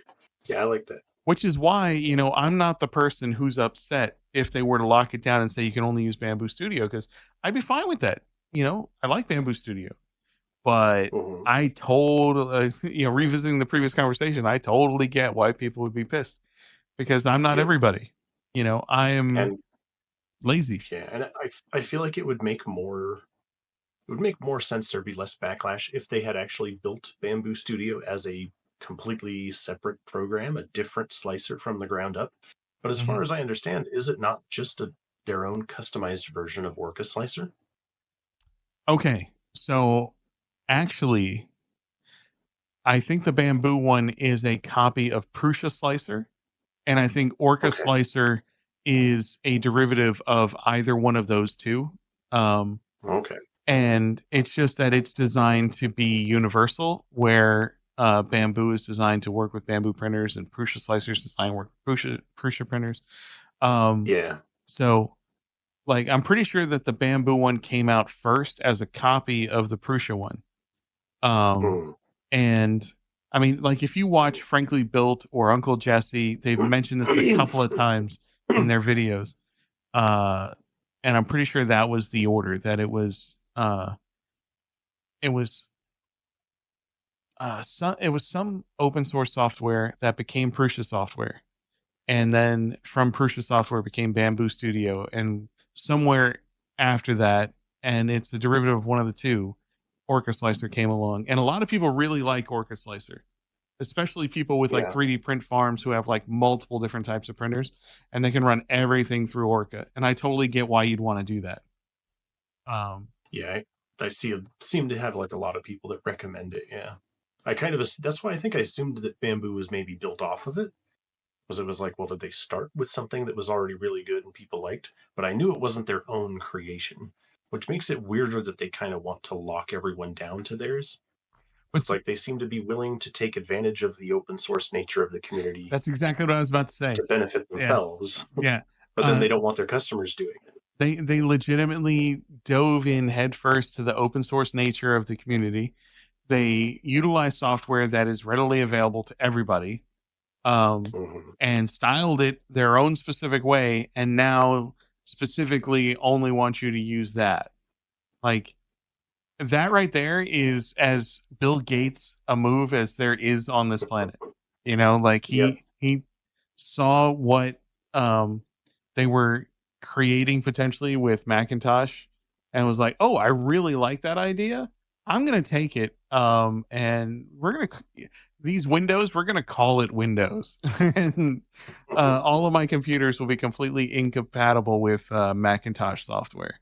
So yeah, we're Mhm. gonna go ahead and just make it Windows, like that." That's right. And It's one Bamboo of is those unfortunate things that has like bled into a lot of the tech sector too. It's like there's a lot of companies now that seems to be the way of what they want to do is, yeah, they'll take an idea that somebody else has, and then they'll make their iteration, and maybe it's better, because they have millions of dollars to throw into R&D. But then it's like, oh look, now we made ours better, and guess what? It's ours now. You know. I mean, throw Jeff Goldblum out there. You know, they were so Jeff Goldblum. busy. They were so busy trying to see whether or not they could. They didn't ask themselves whether or not they should. It's That's right. like, they went off the backs of other people's work and fast tracked. You know, Fields. I mean, yeah. Yeah, that was yeah. It's the one. It's the one sticking point that I have with the whole Bamboo situation is that it's like, yeah, but you guys seem to be okay with the open source stuff when you could use it for yourself, and Mhm. now all of a sudden it's like, we don't want to. We want our printers to only run this stuff. And it's like, okay, but the way to push that in this, especially in something that's as open source friendly as 3D printing, would be to emphasize all of the features that are available through Bamboo Studio that you Mhm. don't get with other slicers. But it's like, look, you can use Bamboo. It does these other things. Like the whole issue of being able to find an STL file online, and instead of having to import it yourself into something, is to just pull it directly into Bamboo Studio Mhm. with settings for all the prints, like modified to match good settings for that model. Mhm. Because that's a big selling point of Maker World, to use it with Bamboo printers, is that you have different profiles that people can build for different printers, and they can tweak the settings. So it's like, yes, it's producing the same model, but especially between the Core XYs and the Bedslingers, you might not get the best result with the same settings, Mhm. but you can save two different profiles so that you do have it optimized for each type of printer. And that's pretty cool, actually. So I don't have to worry about, this looks cool and I do want to print it, but is it going to turn out the same on my A1 as the guy who designed it with his P1? Right. Yeah. Absolutely. I mean, it it just makes too much sense to try and figure out why they would do it differently. Like, Mm. and the weird thing is, the way they've done everything to this point is so intelligent and so user friendly, and such a nod to what the community represents and how they do everything. I mean, they even have maker software available through Bamboo Studio. Like, you don't even have to go into some CAD software to do a lot of the stuff. You can do it right there in Bamboo Studio, which is so fantastic. You know, Yeah. I mean, that's how I made Super Noob. Okay, was Yeah. using that, my 3D statue software. Like, Yeah. They have a bunch of stuff that's cool that you can do. That stuff is what's in the spirit of the community. I feel like is having that stuff there where it's like you can use this software that we have that's going to convert this image to a 3D model, or mhm. it's going to convert, like, you can build your own sign or plaque. And then all that they want, they're like, yeah, you can sell it too, but just attribute that, yeah, I used your software to design this. And that's all they're asking for, which is fine.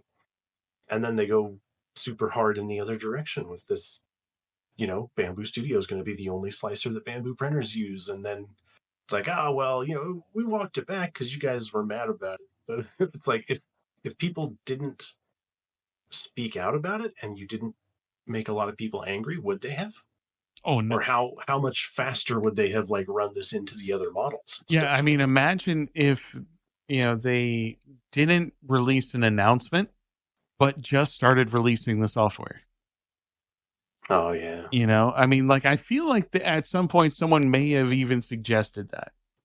And you probably had a probably. PR person go, we should probably bounce this off somewhere just to see how it sticks, you know? Yeah, And they're like, oh, fine, post it on yeah. X.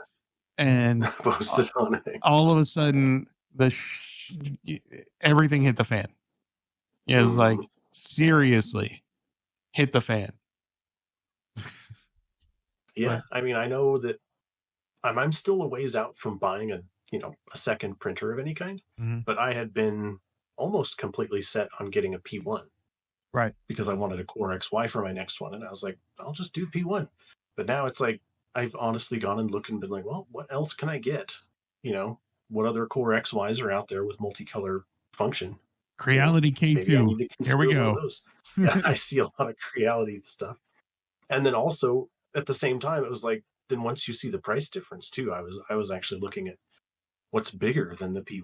Now that I'm not limited, because before I was going to stay Bamboo, but now since I'm looking outside of Bamboo, maybe I look for a bigger printer than I would get with a P1.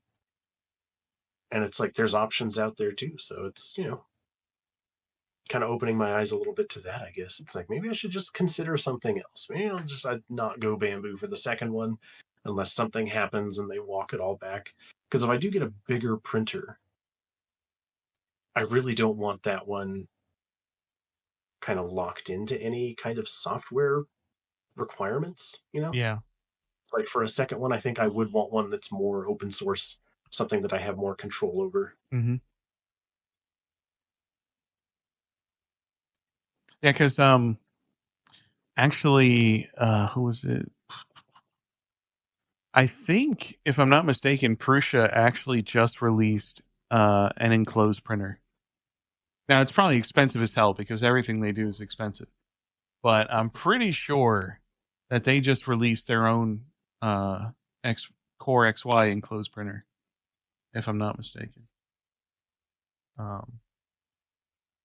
Yeah, because enclosed is another thing too. I keep kicking back because it's like I don't know if I need it, but at the same time, I know that for ABS, you really should have an enclosure with HEPA filtration. And it's like, what if Yeah. I do want to eventually do that? I actually saw Loyal Moses in one of his videos talked about how he had gotten ASA sickness because Yeah, he had been printing and he was breathing in too much of the fumes, and he didn't realize it, and he had gone pretty far down the uh as far as like getting himself to the point where he was going to need hospital assistance, like wow, uh and he lives in the mountains. He can, I don't know how his studio's set up, but in general he's got a lot of fresh air, and he was yeah, just spending way too much time in the area that he was printing the ASA, and it was really messing with him. yeah. Honestly, hearing that story is why I was like, maybe I just don't look into ASA. Yeah, right. I know it's because ABS isn't also great for you, but I know it's not as toxic as ASA is. Because uh, from what I've seen anyway, it's like the just simple HEPA filter Mhm. should be plenty for ASA fumes as long as you're enclosed. And it was like, well, maybe I'll want to do that. Yeah, oh, no. I bought an air filter for my office just because of the fumes, even though it's PLA. And then I found out after that the PLA from a lot of the companies that I purchased from, specifically like Polymaker and even Bamboo, theirs is sourced from corn. Okay. Yeah. So it's like, it's not even petroleum based. So Mm-hmm. that makes it a lot more appealing to, Yep. be able to run it. I still run my air filter, but I have so much less fear. Like I set my mind at ease, uh, discovering that it was corn based instead of petroleum based, which, Yep. granted, now corn is going to get a hell of a lot more expensive, which means this filament's probably going to end up getting a hell of a lot more expensive. And then I guess I either have to start making a lot of money selling this stuff, or I'm going to have to like really slow down what I do with it, because I mean, like, we are not headed in a good direction when it comes to the cost of produce. I got plenty around here. Ah, okay, nice flex. Appreciate it. Okay, that Oh, corn I can eat. that brings me to the last thing I wanted to discuss. Oh yeah, yeah, Prusa, the Core One is an enclosed Prusa printer. I'll send you a link to a video on it. Nice.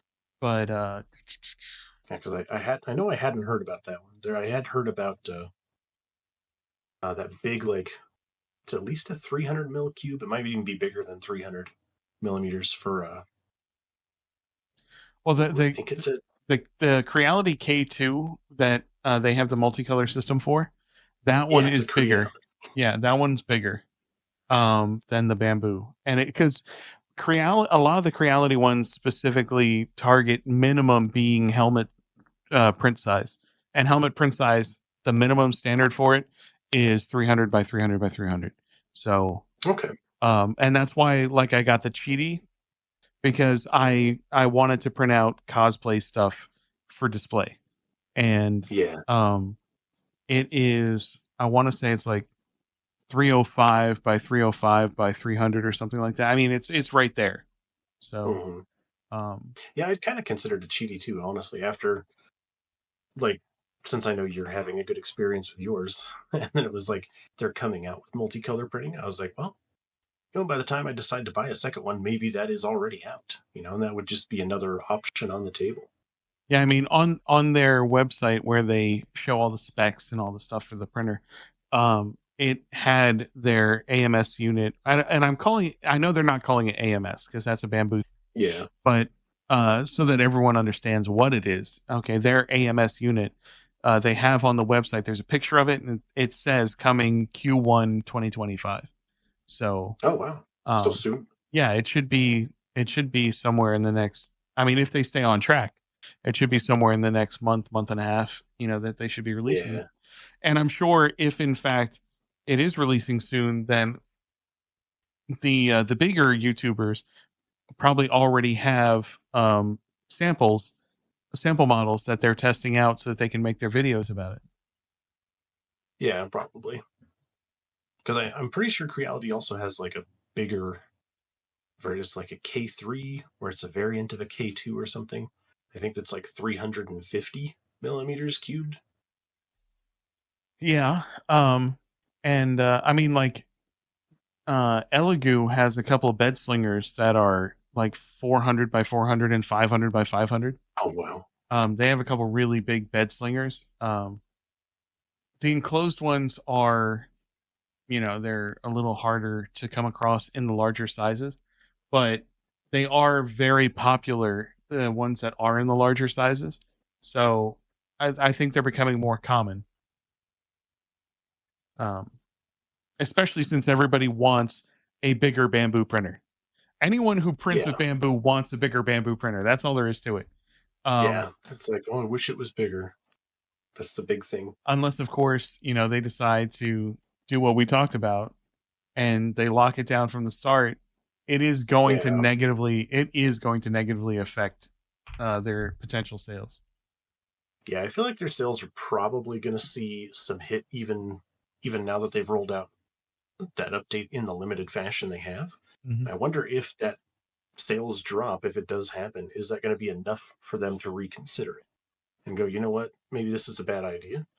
We're shooting ourselves in the foot here. Do we really want to launch a new printer while we have this like lull in sales of the existing ones that we've created, or do we just kind of back off the whole proprietary thing, maybe win some goodwill back? Well, I mean, you would think that as intelligent as they seem to be, there's got to be that voice going, guys, come on. Mm-hmm. Um, if we do this, we are losing our core customer But because there's also another angle to consider though. Is is this something that Bamboo Labs as a company wants to be doing, or is this something that maybe is being pushed by um, Communist Party oversight in China? As they're like, hey, open source stuff scares us, so maybe we shy away from that. well, I mean, I suppose it's possible. Um, the only real issue I see with that is because of FDM printing is super popular in the West, where Mm-hmm. resin printing is super popular in most other places. Okay. Um, and the Bamboo so far has not ventured into the resin printing market. So their core audience that they're selling to is in the US. Okay. Like they're selling more units here than I would imagine pretty much anywhere else. And I would think that with our current administration issues, we'll just say that the corporate structure has to be the integrity of the corporate structure has to be maintained in order for them to anticipate having a future in this marketplace. You know what I'm saying? Like I don't think that, even though I can see where there is that point of view and it could potentially be a thing. I mean, I just feel like you can't do it with everything because then you lose everything, you know? So a lot of the products that come from there are going to be overly taxed and people are going to stop buying it because it's just going to be too expensive. And if you start doing that with absolutely everything because you're so obsessed or so anti open source or whatever the case may be, because you want to be able to control every aspect of your citizens' lives and you think that no one else will notice or no one else will respond to it, I get the feeling that that sentiment is not very popular right now in their customer base here in the US. Yeah, yeah, it's just food for thought. It's No, just I one mean, of those things that I was like, well, I mean, they're based out of China. I was like, could that be? Because that could be something that, you know, I mean, you know how government is never on the ball, so to speak, when it comes to tech and evolving markets. That like, are they just now taking notice of like, oh, hey, you mean people can just make whatever they want at home, like from digital files? And they're like, I feel like we need oversight on that. It's like we don't have any controls in place, and people could just do whatever they want. That's not good. And maybe that could be like pressure from them. yeah, And yeah. possibly like at Bamboo Labs, they're like, well, we don't want to maintain two separate server structures, two separate firmware types, and all this stuff to like make it compliant in China, but then everyone else gets the open source one. So maybe they're just like, oh, we'll just do it to everything. We'll just release one. It's easier to maintain one set. I get it. I But get it. yeah, But but that's also not something that I have seen anyone float that idea that is in kind of the know at all. No one suggested it. It was just something that I kind of thought of. And I was like, yeah, maybe that could be. Maybe that's why. Because it does seem like a dumb decision to make from a company that obviously wants to make money. They want to sell more of these things. And it's like, well, did nobody think this was a bad idea? And actually, to be perfectly honest, I totally get where your thought process is on that. But I also think that sometimes mentally we want to jump to conclusions like that because of Sony. So Sony can't make a goddamn Spider-Man movie without putting their stupid fat fingers into it and messing it up. Okay? Oh, And I feel like we've gotten so used to the corporate structure stepping on the artist and mm, ruining the stuff that is enjoyed by the masses to the point where we just anticipate that boot in every single aspect of the stuff that we get. You know what I'm saying? yeah, yeah. Uh, I feel because that. in general, I mean, like Marvel movies for a period of time were absolutely fantastic, and then Disney executives got involved and were like, "Yeah, now they suck." Okay, and then Yeah. like everything Sony makes, when it's first introduced, is absolutely bloody fantastic, and then the people are like, "Oh well, we made so much money doing this. Imagine how much more we could do if we did this," and all of a sudden, it just sucks. And so, like in general, I just feel like we have gotten to the point where we just anticipate that someone who makes a lot more money than Yeah. us is going to make us not want to spend our money. I mean, it's Yeah. just like we're so That is the conditioned. trend. Like they're okay. You get away with it whenever it's like the passion project, and then as soon as it starts rolling money in the door, that it's like, yeah, then all the suits take notice and they're like, oh hey, what's this? Yeah, I mean, at that point, the passion is the profit, and that is not, Yeah. that is not what drives. I feel like that is not what drives the average 3D printer.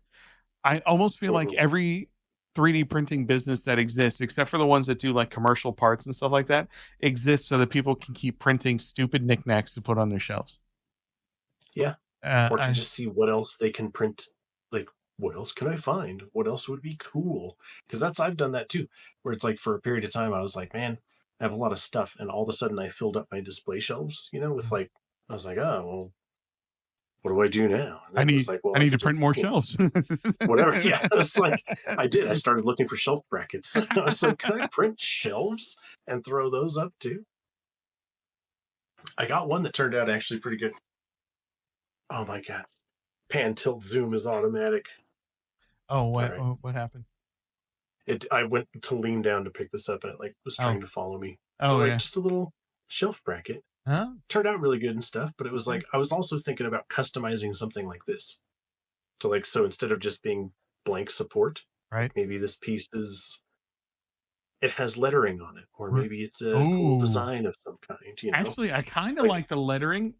Picture this. yeah, Okay, picture this. An office type scenario where someone they're using an open shelf for like plants or whatever, putting up their degrees or whatever the case is, and on your support arm right there, you have like those inspirational words that they make posters out of.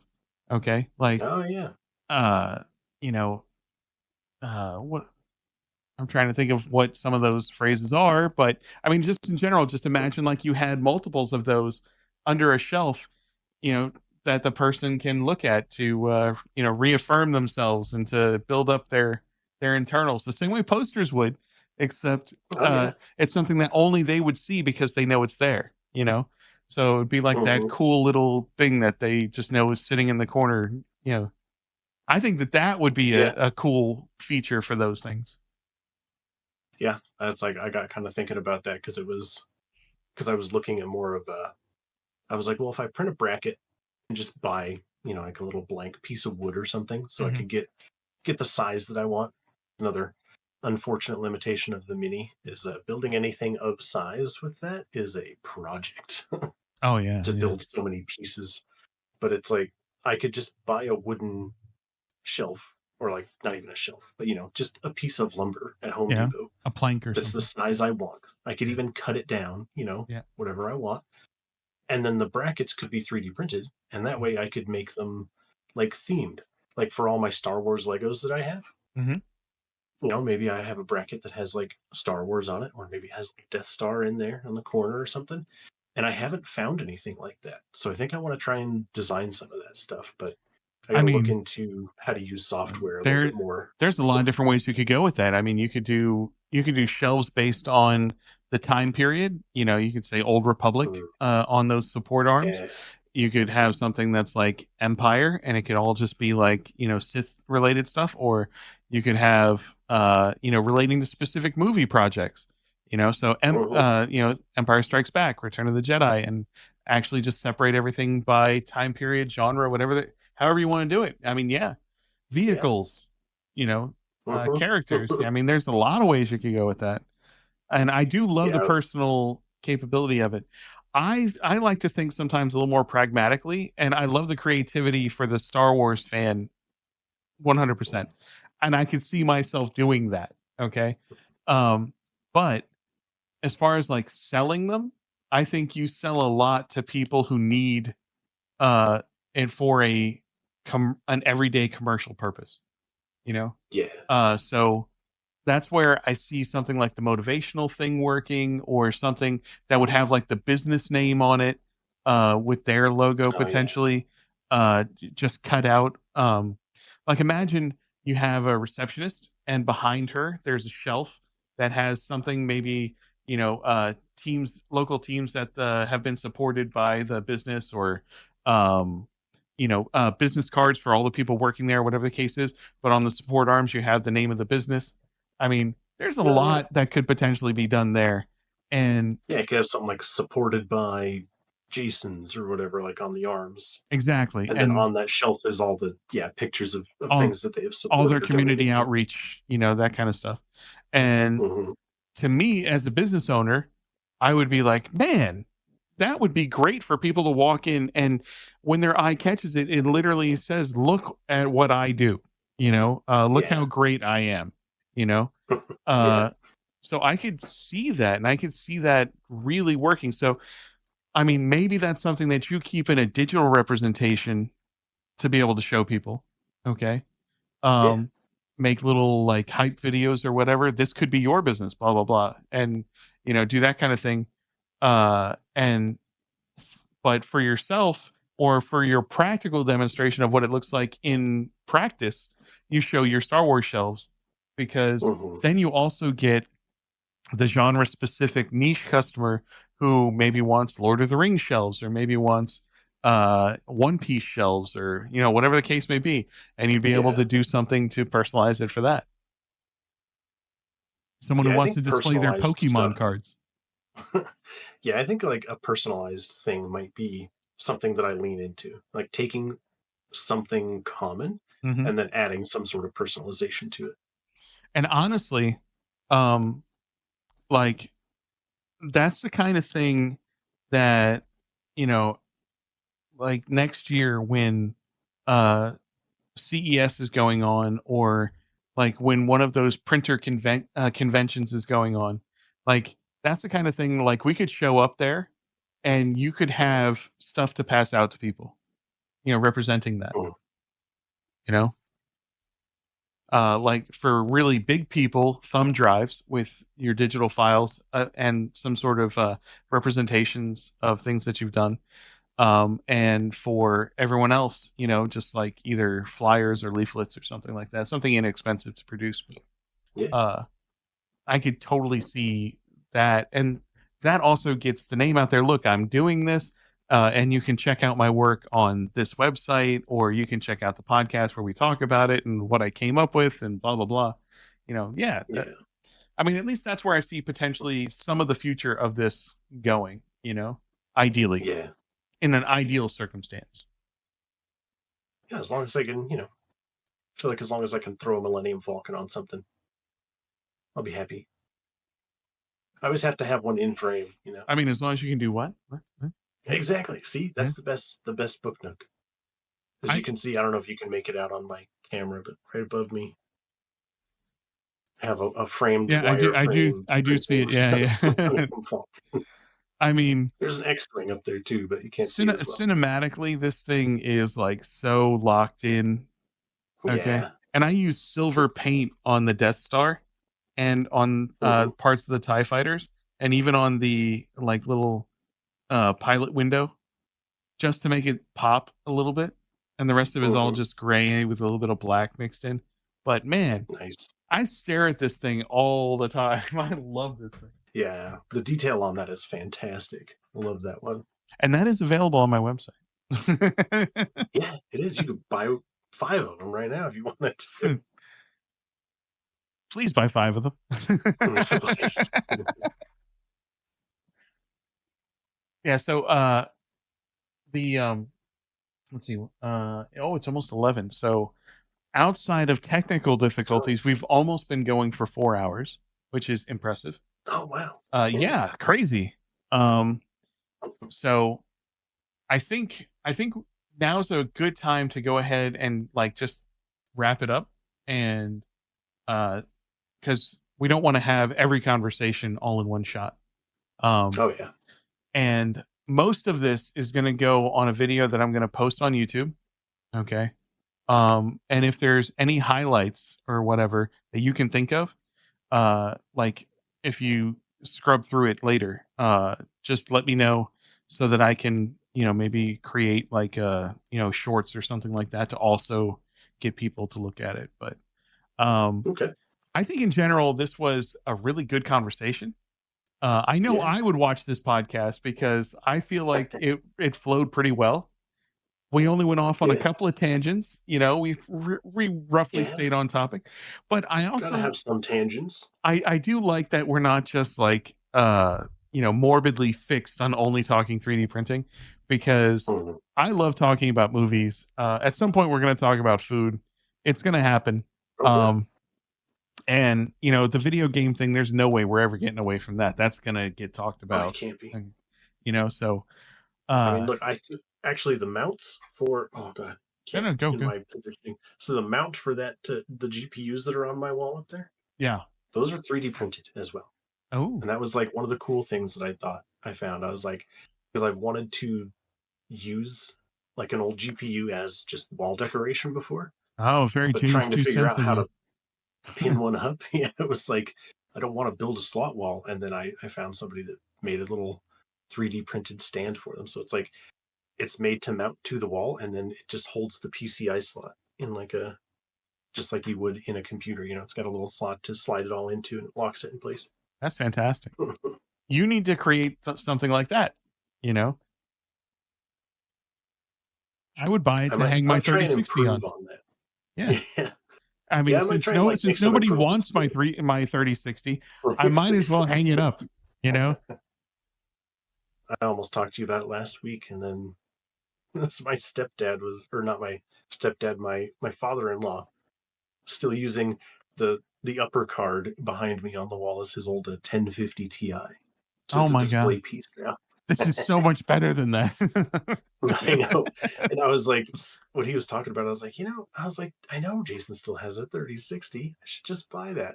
My wife was like, we just get him this or whatever. We'll give him one that we already have. And I was like, all right.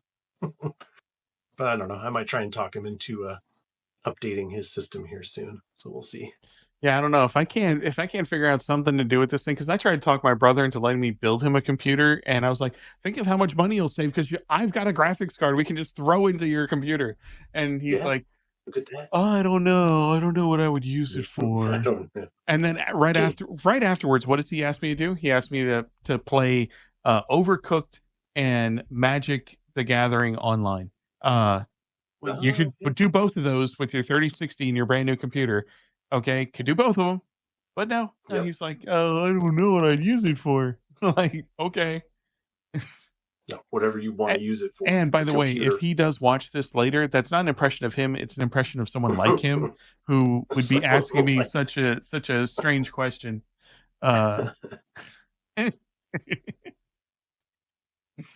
Just buy it. Do it. I wasn't even looking to sell it to him. It's like, look, we could go online, give me a budget, we'll put the parts together, and we can buy better parts because you don't have to buy a graphics card. I mean, everyone should be in that position. Right there. Yeah, be great.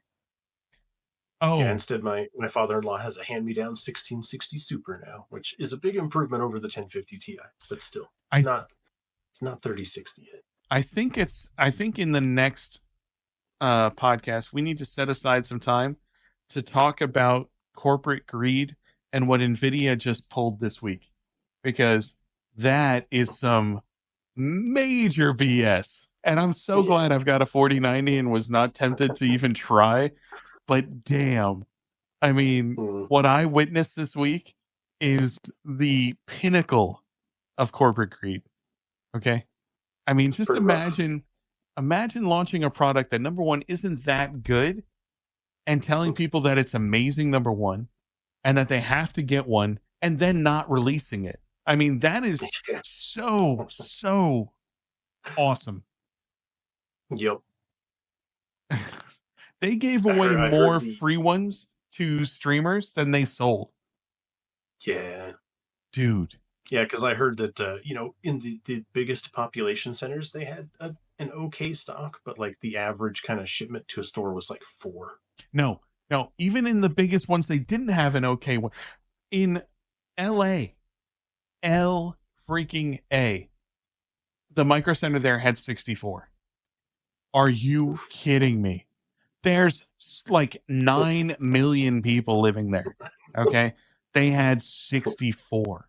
Dude, the Micro Center in Miami just opened like 3 months ago. They had 10. What is going on? There's 2.5 or 3 million people, okay, living there. And you're going to give them 10? Are you out of your mind? It's because their marketing backfired. They told everybody the 5070 was going to be 4090 performance, and they were like, I'll just wait for that one. Dude, the 5080 isn't even 4090 performance. It's not even close. I've seen the numbers. I mean, I know. It's although I mean, on that slide at the keynote, they even had their own, the little in the fine print there, you could see it was like, but it's not, like, you're not using the same settings. You can't claim that those are the same numbers.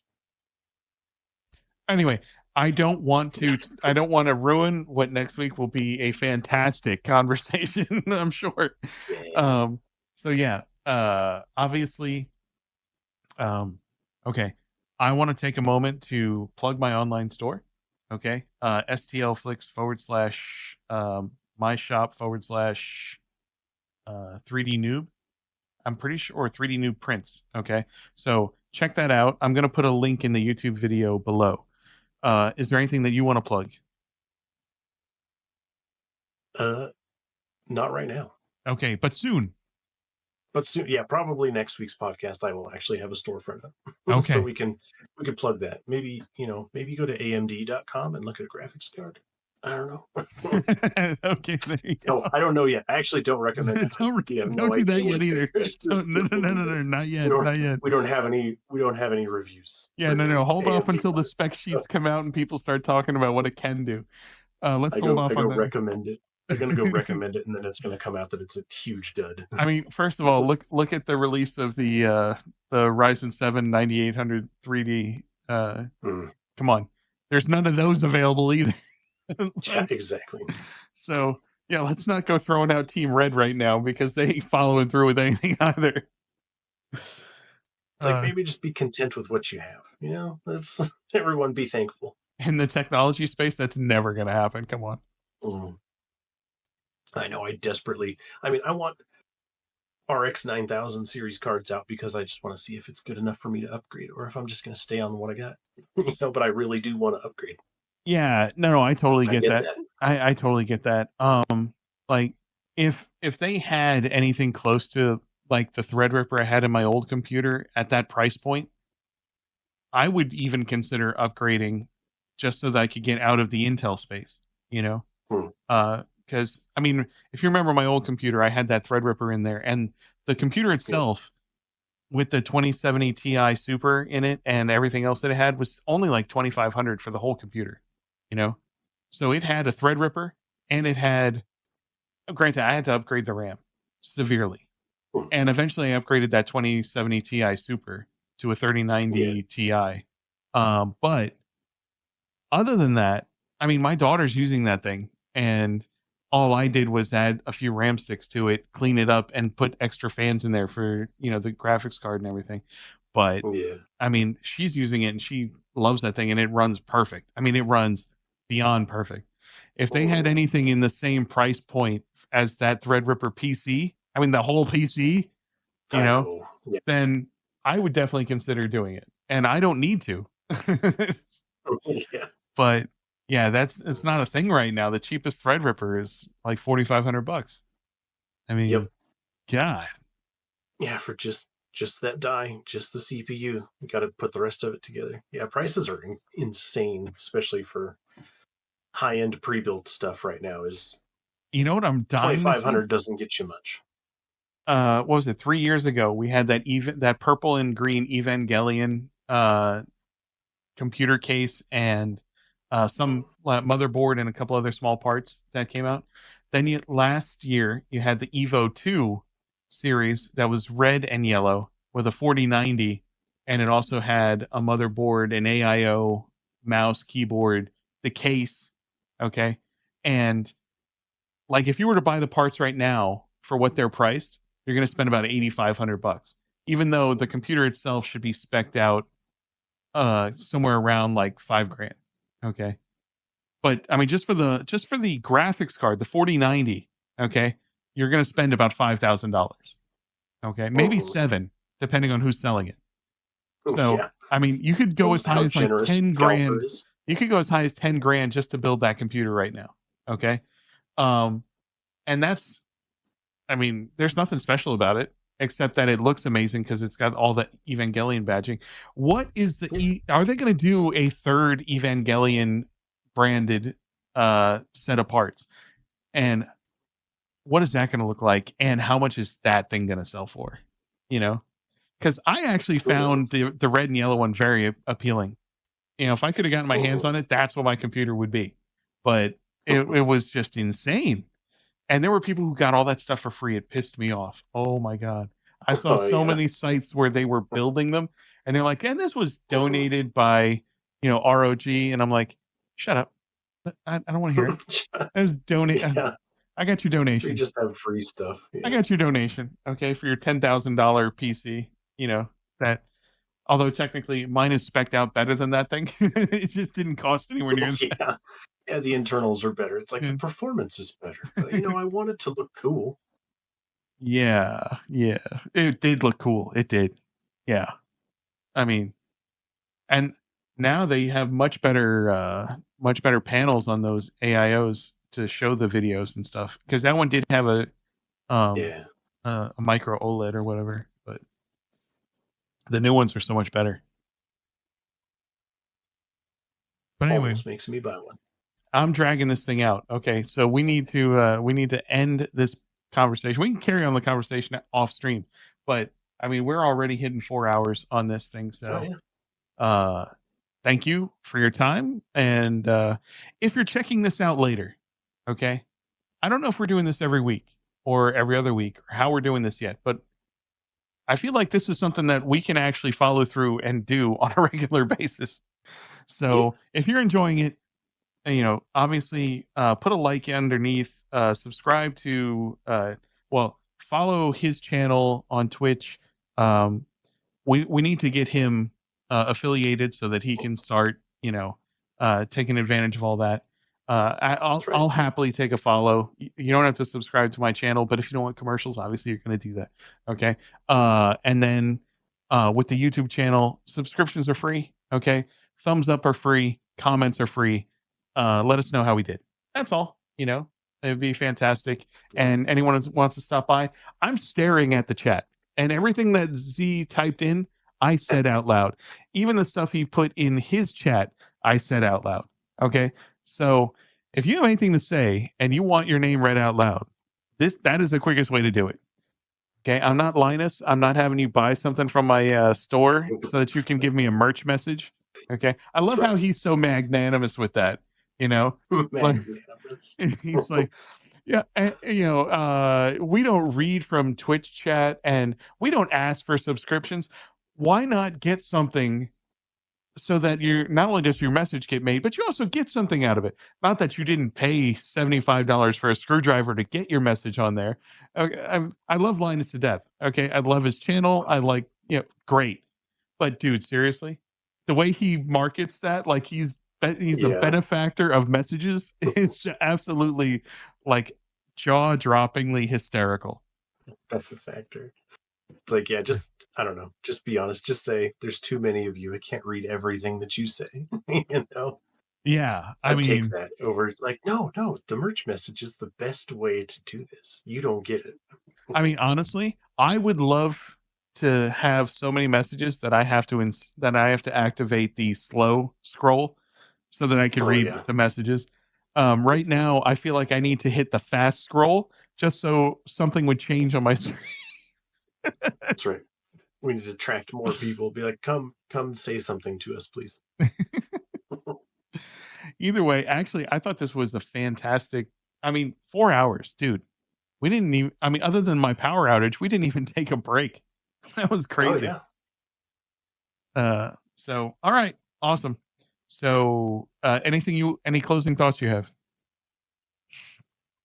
Uh, I don't have a whole ton of closing thoughts. Just yeah, if you do check us out, go ahead and follow and send a message or something. Be great to get some feedback. That's all I'm kind of looking for Feedback right would now. be absolutely Any fantastic. any feedback is appreciated. Yeah. You can tell me how bad I suck. I know I suck. Okay. So Yeah. you can remind me. Um, one of the videos I released a long time ago, I was proud of something I did in Apex, and the only comment I got was, "This is the most mediocre pile of like something." I forget what he even said, but basically talking about how like why would anyone be proud of this, not knowing how bad I sucked at one point at Apex. Okay, and I was Yeah, super proud of what I did. Like, and I it took was an that message and I accomplishment. wrote "Thank you for watching" as my response. So, That's right. That's right. either way, Nothing but positive vibes. so we will see you on the next one. Um, Mhm. and I mean, obviously, if you follow, hit alert bells or whatever, so you know the next time. And you can even join the Discord server. I will have notifications when we agree on the next time we're going to do this. I want to try and make it a regular thing.